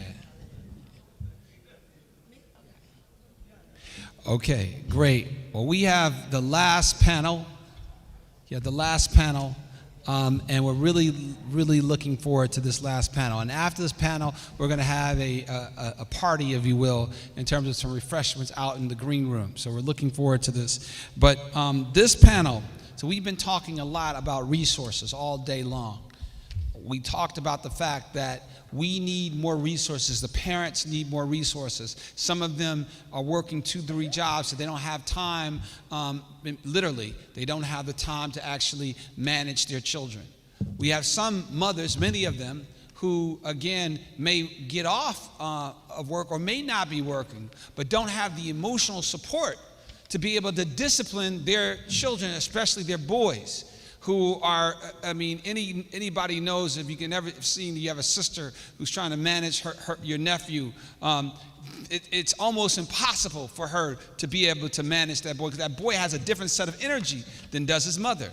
His mother doesn't have the level of patience that she needs to be able to keep him managed. We also know that we have to have more monies for after-school programs, because if you are working again until 5, but your children are out of school at 3, what happens between 3 and 5? A lot of the data says that most of the crime that involves youth violence happens between 3 and 5 or 3 and 8 when their parents are not around. What about, again, when the child who's made a mistake gets in jail, spends 23 hours a day in a cell, what happens to that young person? Again, what types of abuse occurs within the jail, right? And are we providing the type of rehabilitative services so when that person comes out, they have a different mindset, not a more diabolical mindset, but hopefully a mindset like we talked about with Al-Hajj Malik Al-Shabazz, somebody who's been transformed. So these are the types of programs that we need, and we know that these programs need money. So we have some money people here. We have some money people here at the table. We have, again, a whole host of money people, and I'm not going to introduce them. I'm going to introduce Dr. Ibrahim Sultan Ali, who is a physician, but also the past chairman of this wonderful facility, the Memphis Islamic Center. Let us give again a round of applause for the leadership of Dr. Ibrahim. Again, really, Dr. Ibrahim, his vision is again what is the reason why we're here today. So again, we turn it over to Dr. Ibrahim for him to introduce the panel and engage them with some of the wonderful questions that we have. Thank you, Attorney Talib. Jazakallah khair. May Allah reward you for your efforts. Bismillah.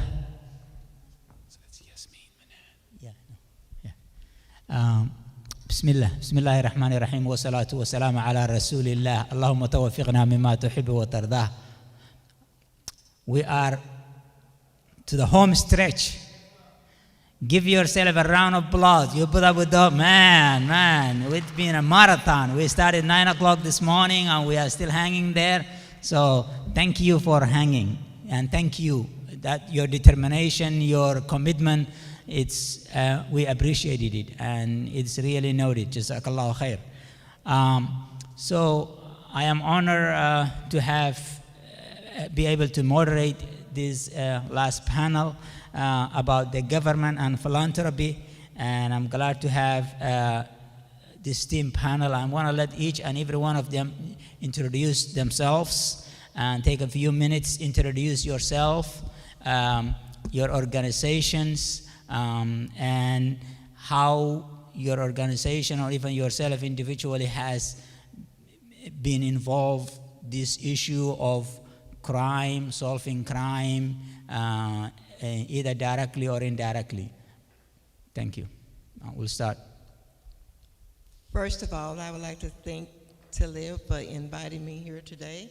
And my name is Diane Black, and I live in Olive Branch, Mississippi. I've lived in Mississippi all my life, and I'm running for U.S. Congress in District 1 of Mississippi. Assalamu alaikum. My name is Erica Sugarman. I'm a Shelby County Commissioner, District 12, which is Hickory Hill. I'm also an educator of 25 years at a large public high school, and I teach 12th graders. Thank you for inviting me. Assalamu alaikum. My name is Yasmin Manan. I'm a current senior at Pleasant View School. I'm also the president of our Immigration Reform and Advocacy Group, which is a student-led group, and the co-chair of the MICA, which is Memphis Interfaith Coalition for Action and Hope Youth Council. Assalamu alaikum. My name is Dr. Manan. I'm actually Yasmin's dad. I was just told to come to to this panel just yesterday, so I didn't have too much time to prepare, but I'm an infectious disease doctor by profession, but I am involved in the community both in this country and out of the country. I'm the former president of PVS board. Also, I was a member of the board for the Muslim Medical Clinic.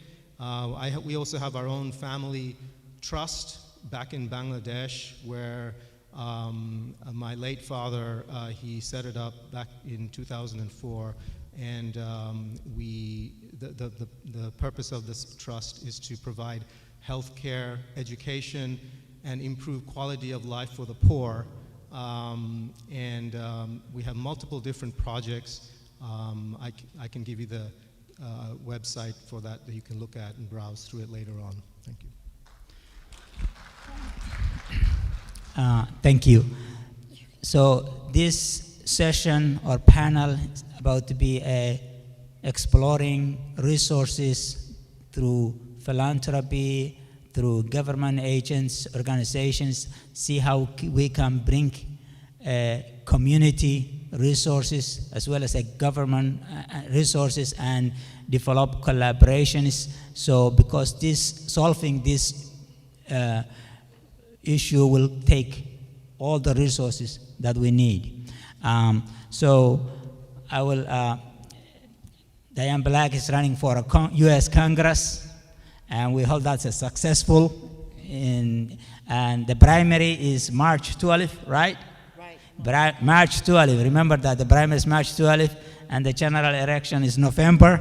So inshallah, we are looking at the next Congress women from Mississippi to the United States.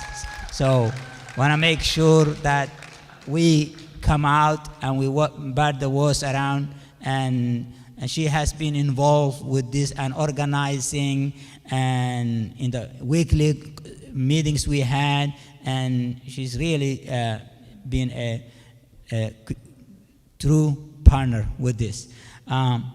So what do you tell us, what are you thinking about when it comes to philanthropy, government sponsorship? Where do you think that collaboration fits the best, and how we can make that collaboration successful? The government has a lot of grant programs and funding. Can you use the mic closer? Use the mic a little closer. Okay. The government has a lot of grant programs that people that have programs here in the city that could get funding from. You can go under government.gov and find the different programs and the different, different grants for different programs that you have. For instance, the Adolescent Family Life Project grants. Federal funding from the Department of Health and Human Services gives grants to these agencies working with adolescents who are under 17 of age and are pregnant or parenting.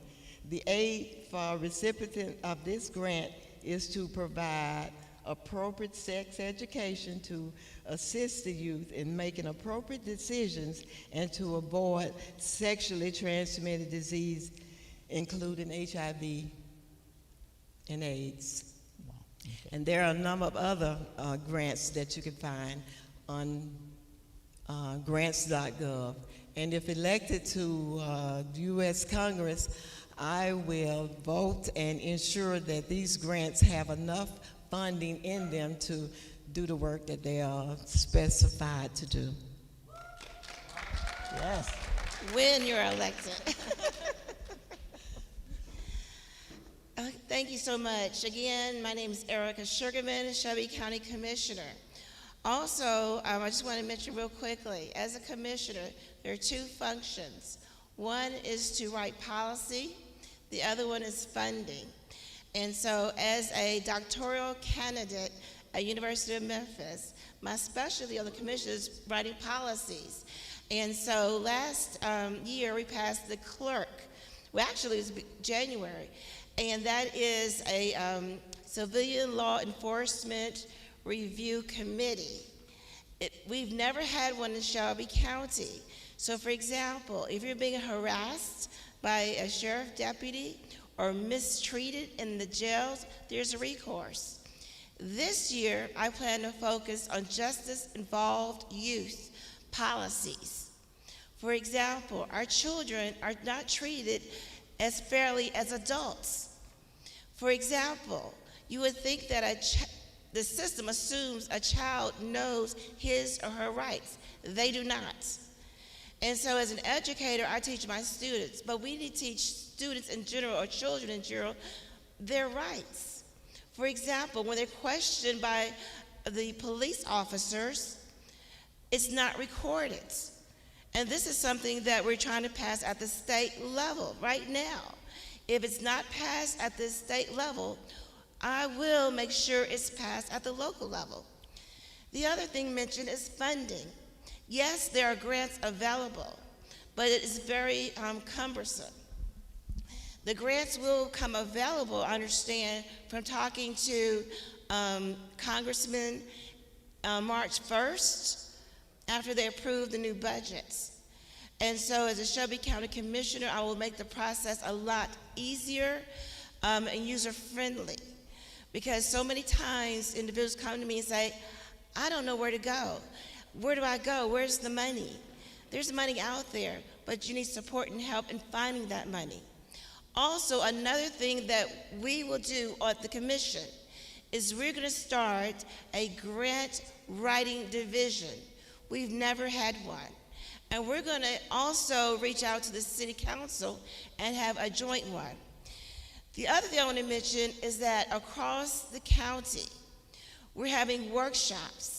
If you own your own business and you want government contracts, we're trying to help individuals get into the system and show them support so that they can get government contracts. For example, we have 5 projects worth $1 billion each, such as Regional 1, such as the Brooks Museum. But we need individuals who have small businesses or mid-sized businesses so they can get some of these contracts. We want to help small and medium business grow them. So for example, in Hickory Hill, on the 24th, from 10 a.m. to 12 p.m., we're going to have a workshop, and it's going to be at the a church in my district. If you go to Facebook, all the information is there. But there's going to be one in all districts, all 13 districts. So just, be aware that we're trying to get individuals and small groups and mid-sized businesses in the system so you can get these contracts. And if you have questions, my cell number is 901-292-7968. Thank you. Wow, government officials that want to be accountable for and be reachable. Wow, that's fantastic. So thank you, thank you, thank you. So Dr.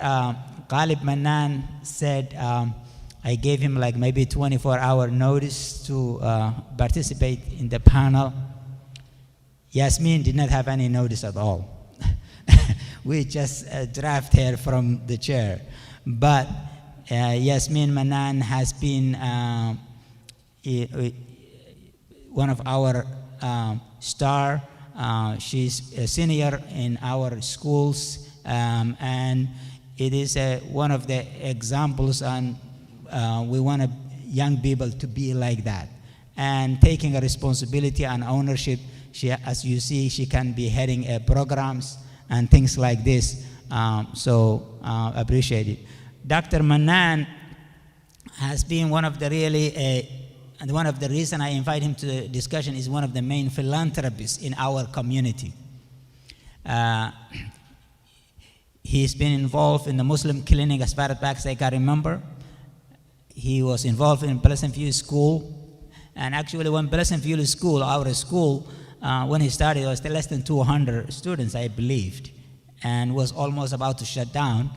And now she has more than 500 students. Alhamdulillahi Rabbil Alameen.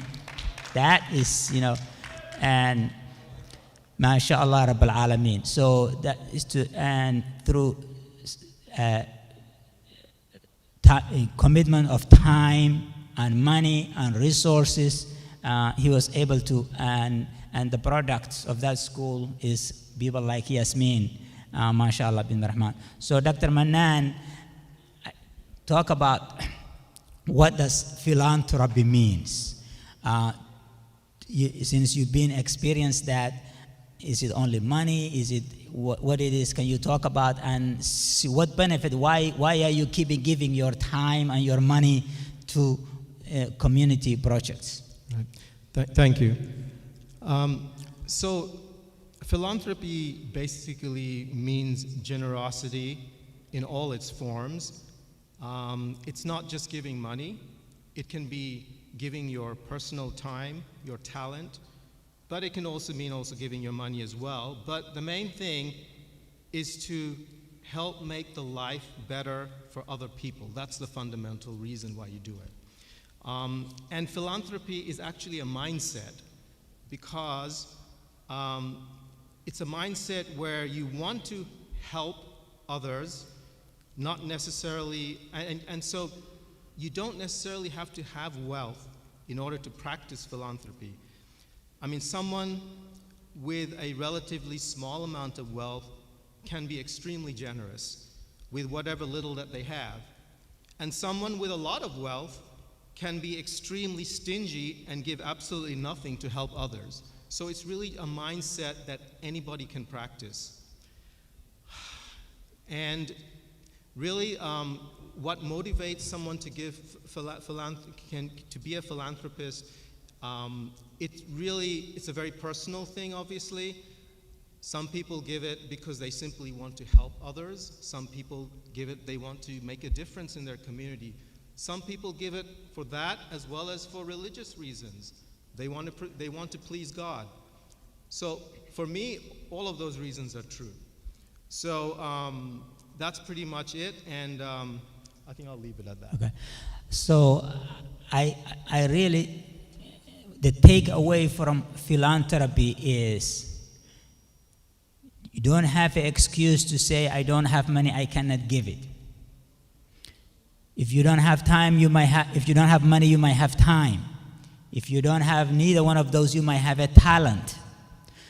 And the other thing that I want you to understand, when it comes to investment, what is the best element in investment? Is it the amount of money you invest? Is it the time? So one of the best elements is time. So the earlier you invest, the better. If you invest $1,000 when you are 20 years old versus $100,000 when you are 50 years old, when you are 60 years old, which one is worth more? The $1,000 you spent when you were 20 years old. So what I'm trying to tell the youth and to understand that when you are young, when you have the energy, when you have the time, if you invest that, and if Allah accepts it for you, it will become a benefit and source of blessing for you the rest of your life and your family and your profession. And the results will be multiple folds. So start young, start early, start now with that intention that I want to benefit myself and I want to benefit the community and I want to please my Creator. You got 3 in 1. So we want to get out of this mindset that philanthropy, because I don't have $1 million to give, I can do nothing. We can change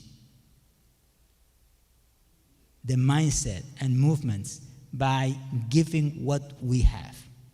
And what do we believe as a Muslims? If we give what we have, Allah who gave us that thing will give us more. So you might not have the money, you give your time, Allah will give you the money too, because He knows you're going to give it. You understand? So please understand. If you take away one thing from this discussion, philanthropy is not only money, it's time, effort, it's a mindset. It is just do something, do whatever the Creator gives you. So that's good. So the other thing I want to ask the panel is, we always, whenever we see this crime, when we get these things, is why the government is not doing anything, why the institutions is not doing anything. Can you reflect in what can we do individually to begin with? Just can you, maybe we'll start from that side, Qalib, and what are you thinking about what we can do individually before we even get to governments and organizations? Sure. So, philanthropy can be a very powerful tool in reducing youth violence by addressing its root causes. The root causes are basically poverty, lack of access of education, lack of mentorship and good role models, and limited opportunities for employment, and providing support to at-risk groups. And what can we do to solve this situation on an individual level? So basically, the first thing, we can provide funding to prevention programs by supporting these programs that address these underlying problems. These programs can provide mentorship, counseling, educational resources, and vocational training. But as an individual, you and I, as regular community members, we can, on a one-to-one basis, do something about this at an individual level by supporting families, for example, that we know personally in our communities that are struggling with poverty and have children that are vulnerable to the adverse effects of poverty.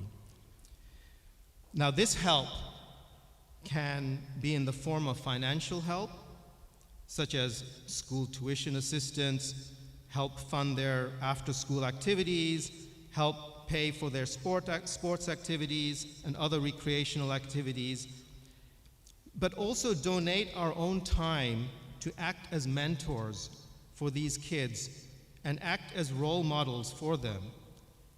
And for the older youth, those who are in their maybe late teens or so, if you are able to, help them to enroll in some kind of vocational training schools, if possible, to acquire a skill that they can enable them to find employment, such as in construction, healthcare, manufacturing, provide technical skills in areas like coding, web development, cybersecurity, digital marketing.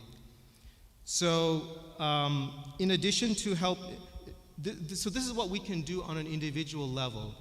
But there are some individuals who are blessed with a lot more wealth. Coming to, for example, last week, I'm sure a lot of you, or maybe all of you, watched the Super Bowl, right? So the day before the Super Bowl, right? I don't know if, there was a, what was that called? NFL Honors. Perhaps some of you watched it, some of you are aware of that. Basically, the last event, the last kind of event on that program, they awarded what's called a Walter Payton Man of the Year Award, okay? And it's given to an NFL player with the most significant contribution to his community. And basically, there were all 32 teams had one nominee and one person won it. But it shows that these are obviously much wealthier people. But what you can do as an individual, for example, we were talking about youth violence over here. I just wanted to give you a few examples what these players, young players, they're all in their early 20s.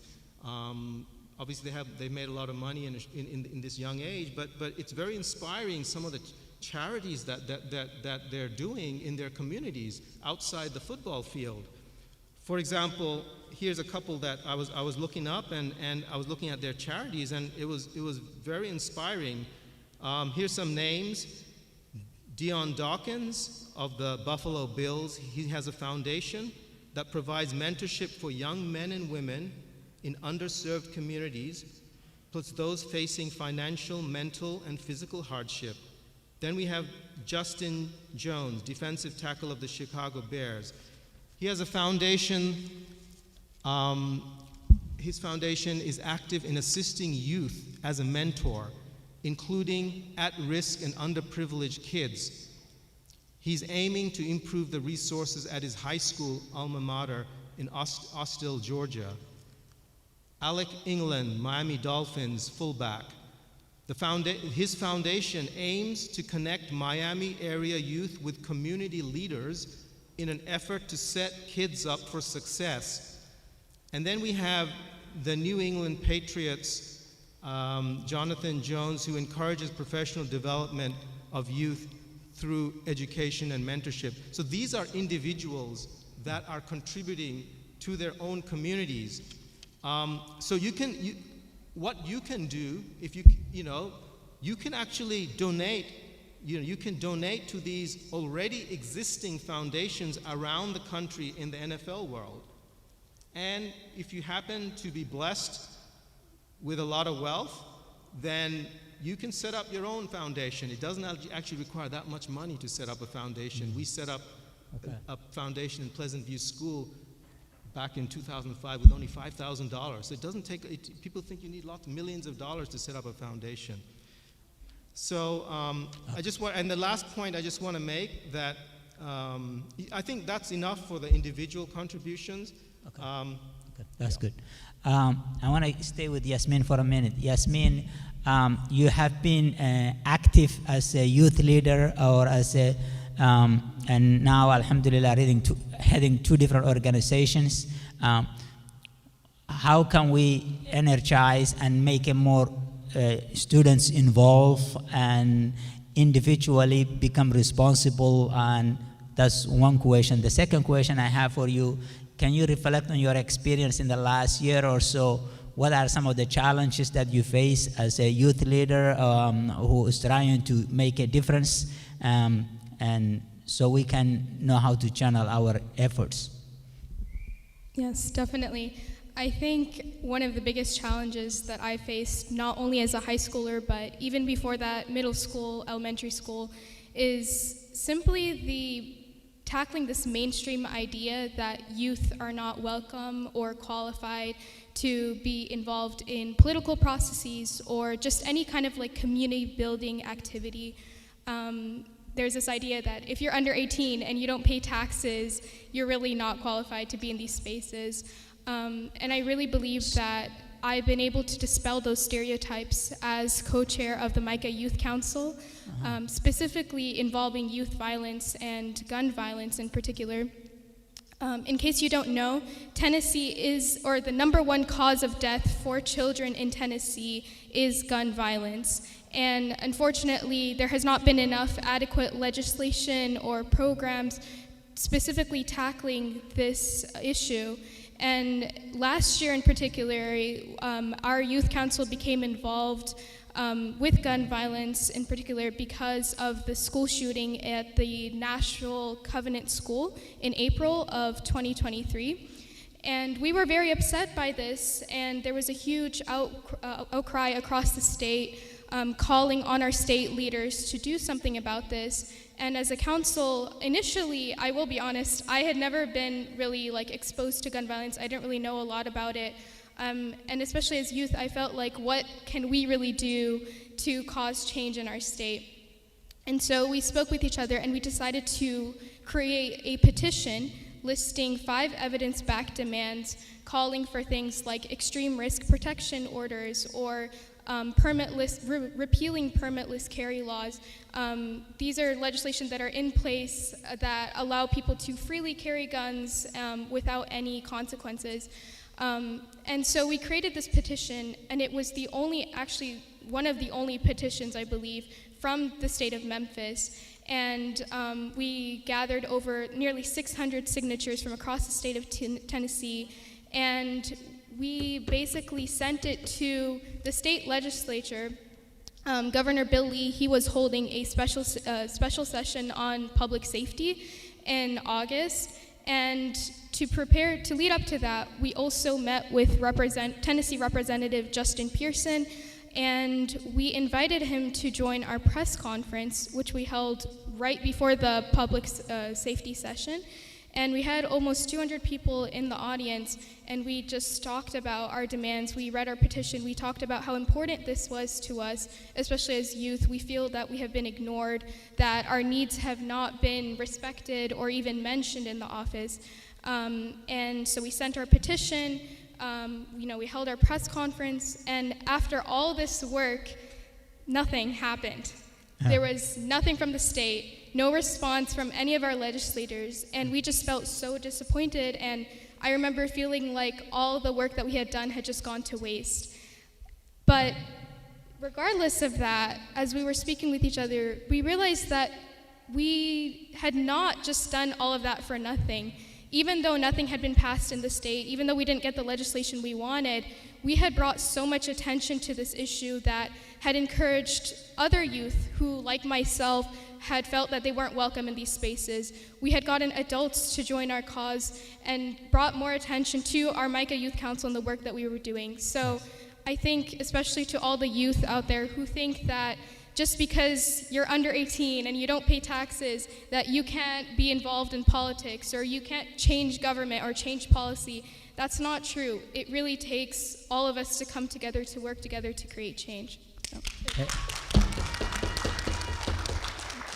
MashaAllah, MashaAllah, Jazakallah khair.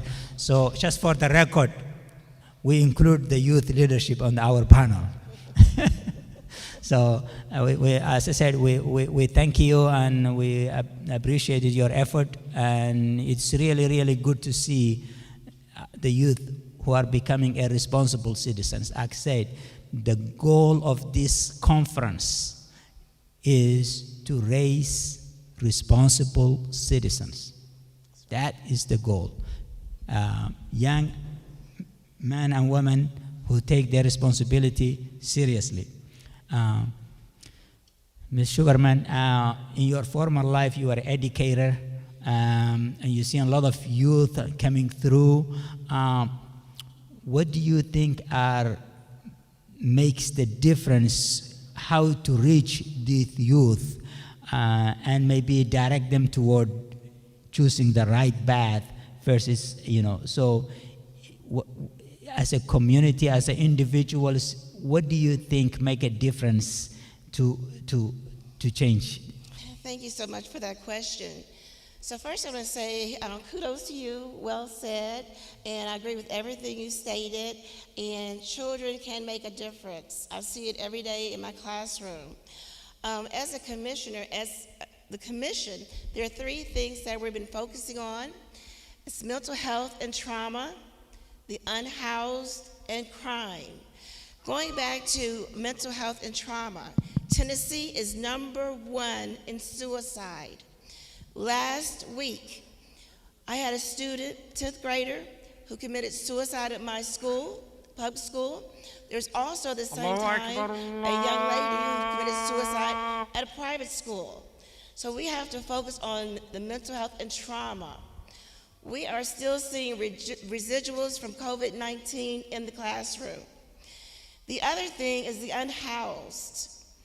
In Shelby County, 30,000 families are evicted every year. Last year in our school system, there were 2,900 students who were identified as being unhoused. And then crime. We have got to teach our children education about gun safety, because children are picking up guns in the houses and they need to understand gun safety. We also need to change the gun laws.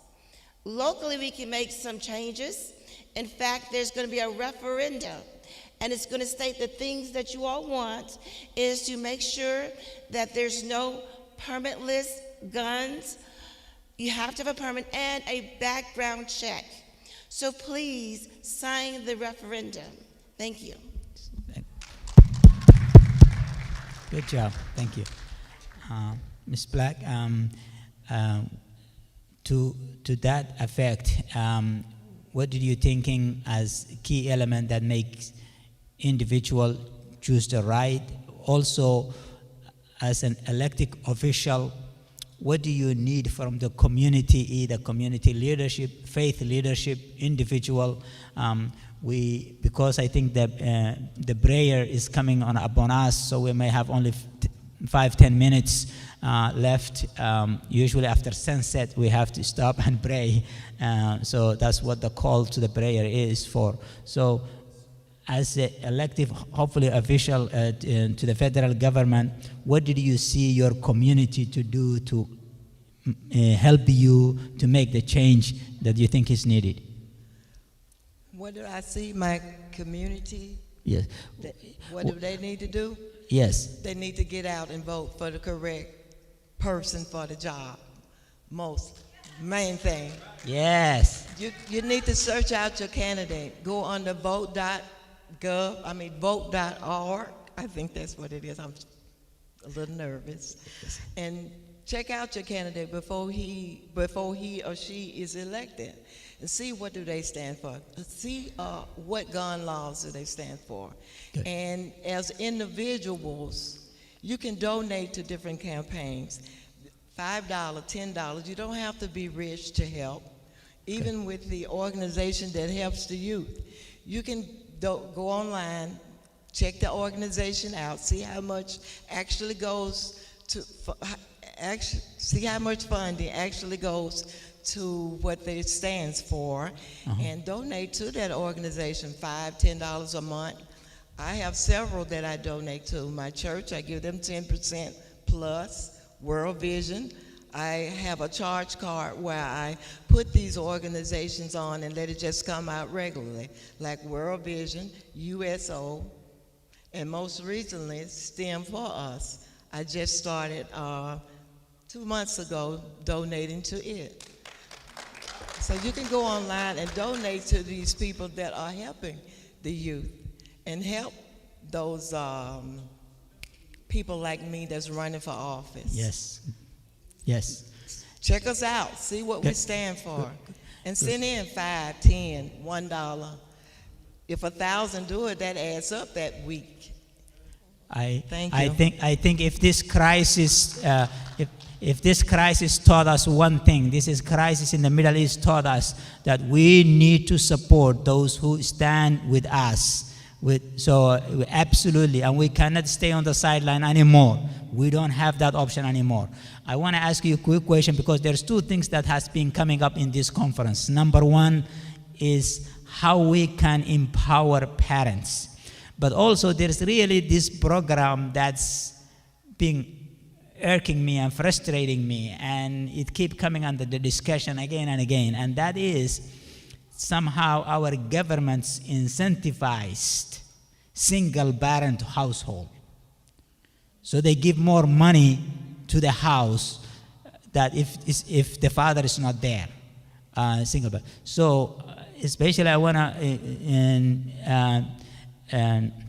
Ms. Sugarman and Ms. Black talk about this and say, why can't we, this sounds look like a Jim Crow law to me, so why can't we reverse that and say we incentivize two parents household. We're going to give you more money if the two parents stick together and struggle together and raise children together, inshallah. So we'll take in, we will have in maybe 5 minutes, we'll stop by for prayer. So what do you, go ahead.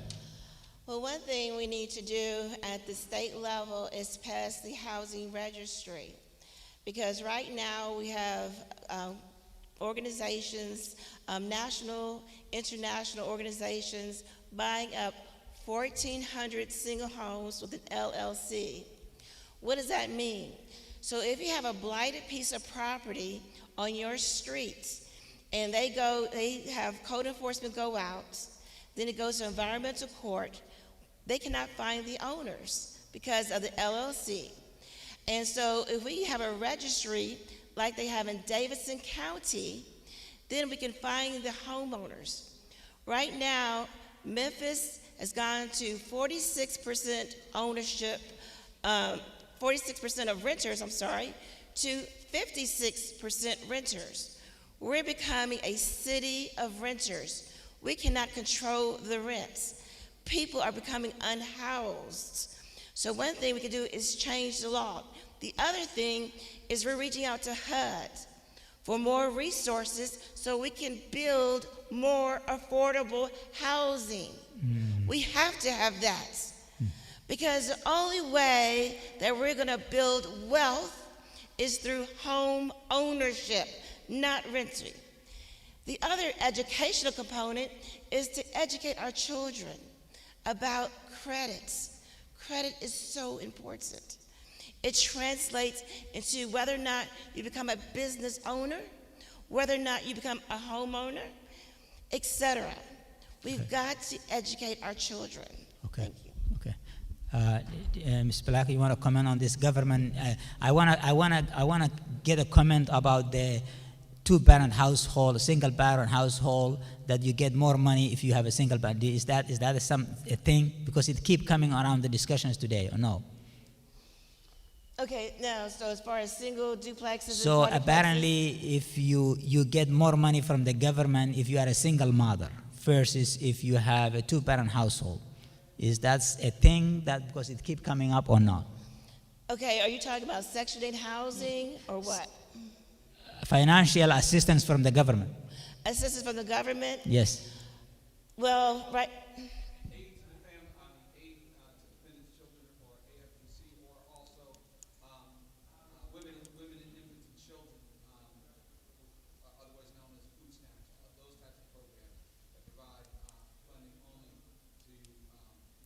Okay. So again, we're trying to get HUD to bring in more resources to address more Section 8 housing I see. and resources. Okay. So that's a federal ask. Okay. And we just got back from DC, and that is on the agenda. We're asking them for $40 million, and so we're working on that. Okay. All right. So Commissioner.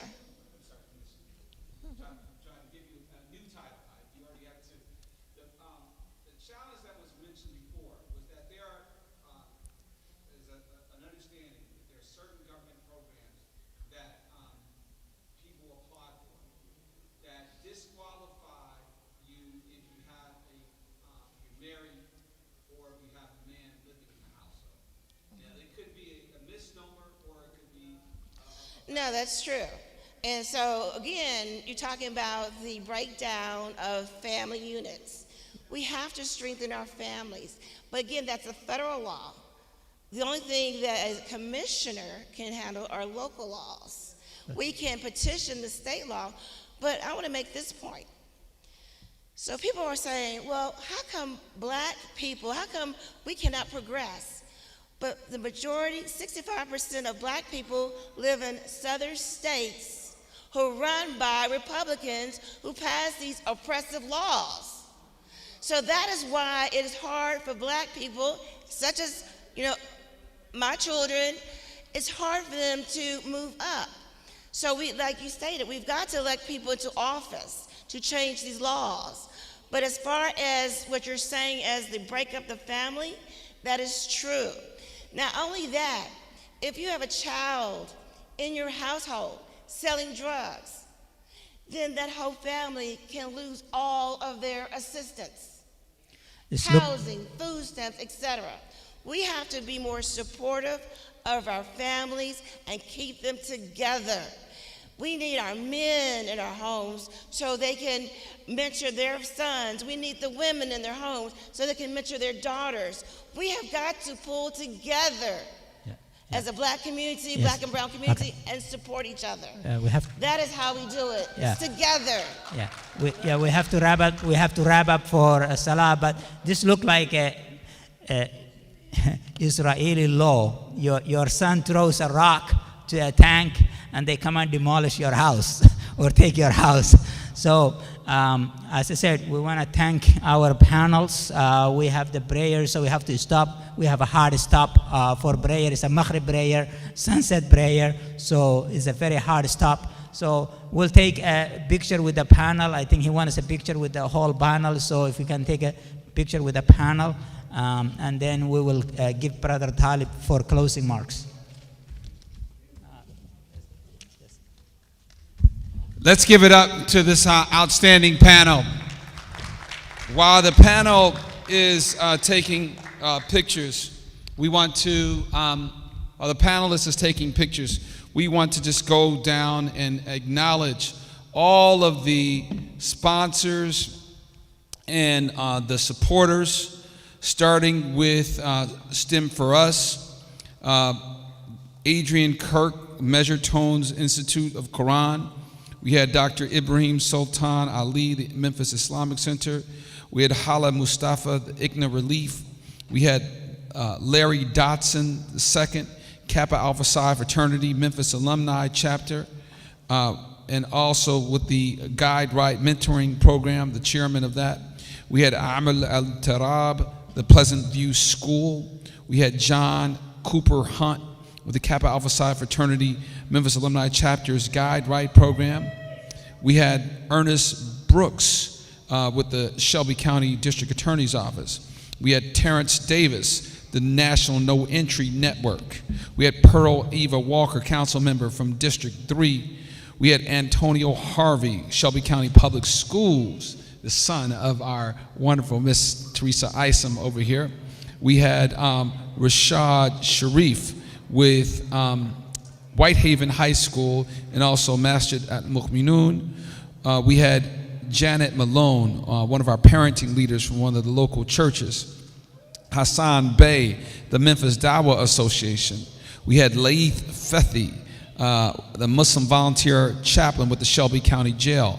We had M.T. Mwinzi with McGrill's Construction. Also Dr. Talib Kareem Muhammad Center. We had also Toria Brown from the Shelby County Pursuit Center. We have, of course, our mayor. Let's give it up for the mayor, Paul Young. Let's give it up for Mayor Paul Young. We shout out to him, and also Renee Sikander with the city of Memphis, who made sure that the mayor came. Had Dr. Mohammed Ba, one of our, with 1 Point Care, one of our sponsors. We had Imam Wali Shaheed with CAP Incorporated, one of our sponsors. We had Brother Norman Miller, one of our sponsors and speakers with the Innovative Counseling, and also the pole mark of the Memphis Alumni Chapter of Kappa Alpha Psi. We had Malik Shah with the Midtown Masjid of Memphis. We had Imam Abdul Al-Mudakir with Muhammad's Mosque number 55. We had Imam Yasser Fazaga with the Muslim Society of Memphis. We had Pastor Aaron Campbell with the Rising Sun Outreach Ministries. We had Janine Gordon, actually. Is Janine here yet? Is Janine here? I don't know if she got here, actually, but she ran into a pothole. So she was one of the only public elected officials who wasn't able to make it. Everybody else did make it. So we'll give her a shout out with Shelby County Juvenile Court. She's the clerk there. We had Ibrahim Babukar with Kazin Realty. We had Imad Abdullah, attorney rep, Imad Abdullah with Regional 1 Medical Center.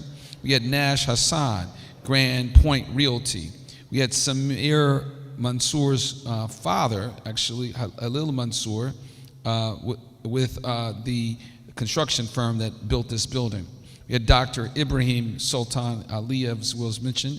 We had Dr. Ghalib Amanan, an infectious disease specialist. We have his lovely daughter, Yasmin Manan. We had Dr. Muhammad Zaman was one of our supporters. And of course, the Congresswoman to be, Diane Black, candidate for U.S. Congress. If you're living in Mississippi, South Haven, and anywhere around there, Tupelo, make sure you look out for our cousin. She is our cousin. And also Imam Jamil Muhammad with the Dr. Talib Kareem Muhammad Center. We had Dr. Numan Qureshi, one of our sponsors with the Pakistan Association of Memphis. We had Sadiq Kareem with Cyber Break We appreciate Sadiq from Washington, D.C., the Virginia area. Jimmy Page from Page After Page. Had Omar Kareem from Banneker Ventures. We had Karen Franklin Johnson, an attorney, former chief of staff of Congressman Ford, and Dean Demetria Frank, associate professor of law at the University of Memphis. Let us give again a round of applause for all of these outstanding contributors to this wonderful event. With that, we had a brother who was going to give a closing prayer, and maybe he's actually making the salat right now. So I will close this. Again, this has been a wonderful, wonderful program. We thank Allah for you. We thank Allah for the facility. And we ask Allah, because we know that indeed, in order to solve this problem of youth violence, it's going to take a mercy from Allah. We know this. And so we pray that we can be a part of that mercy. We are part of that instrumentality. So we'll close in Arabic. ربنا لا تؤاخذ أعوذ بالله من الشيطان الرجيم بسم الله الرحمن الرحيم ربنا لا تؤاخذنا إن نسينا وأخطأنا ربنا لا تحمل علينا إصرا كما حملته على الذين من قبلنا ربنا لا تحملنا ما خطلنا به واعف عنا واغفر لنا وارحمنا أنت مولانا فانصرنا على قوم كافرين صدق الله العظيم. Again, may the Almighty be with each and every one of us. May Allah allow us to work together and win together, as my father used to say. And let us, again, not give up, not let up right now. This is just the beginning. So let us get ready for the next meeting and the next organization until we get our young people off the streets and into classes, into jobs, into mentoring programs, and into safe homes so they can become the next leaders of this city and of this society and of this world. With that, assalamu alaikum, peace and blessings upon you.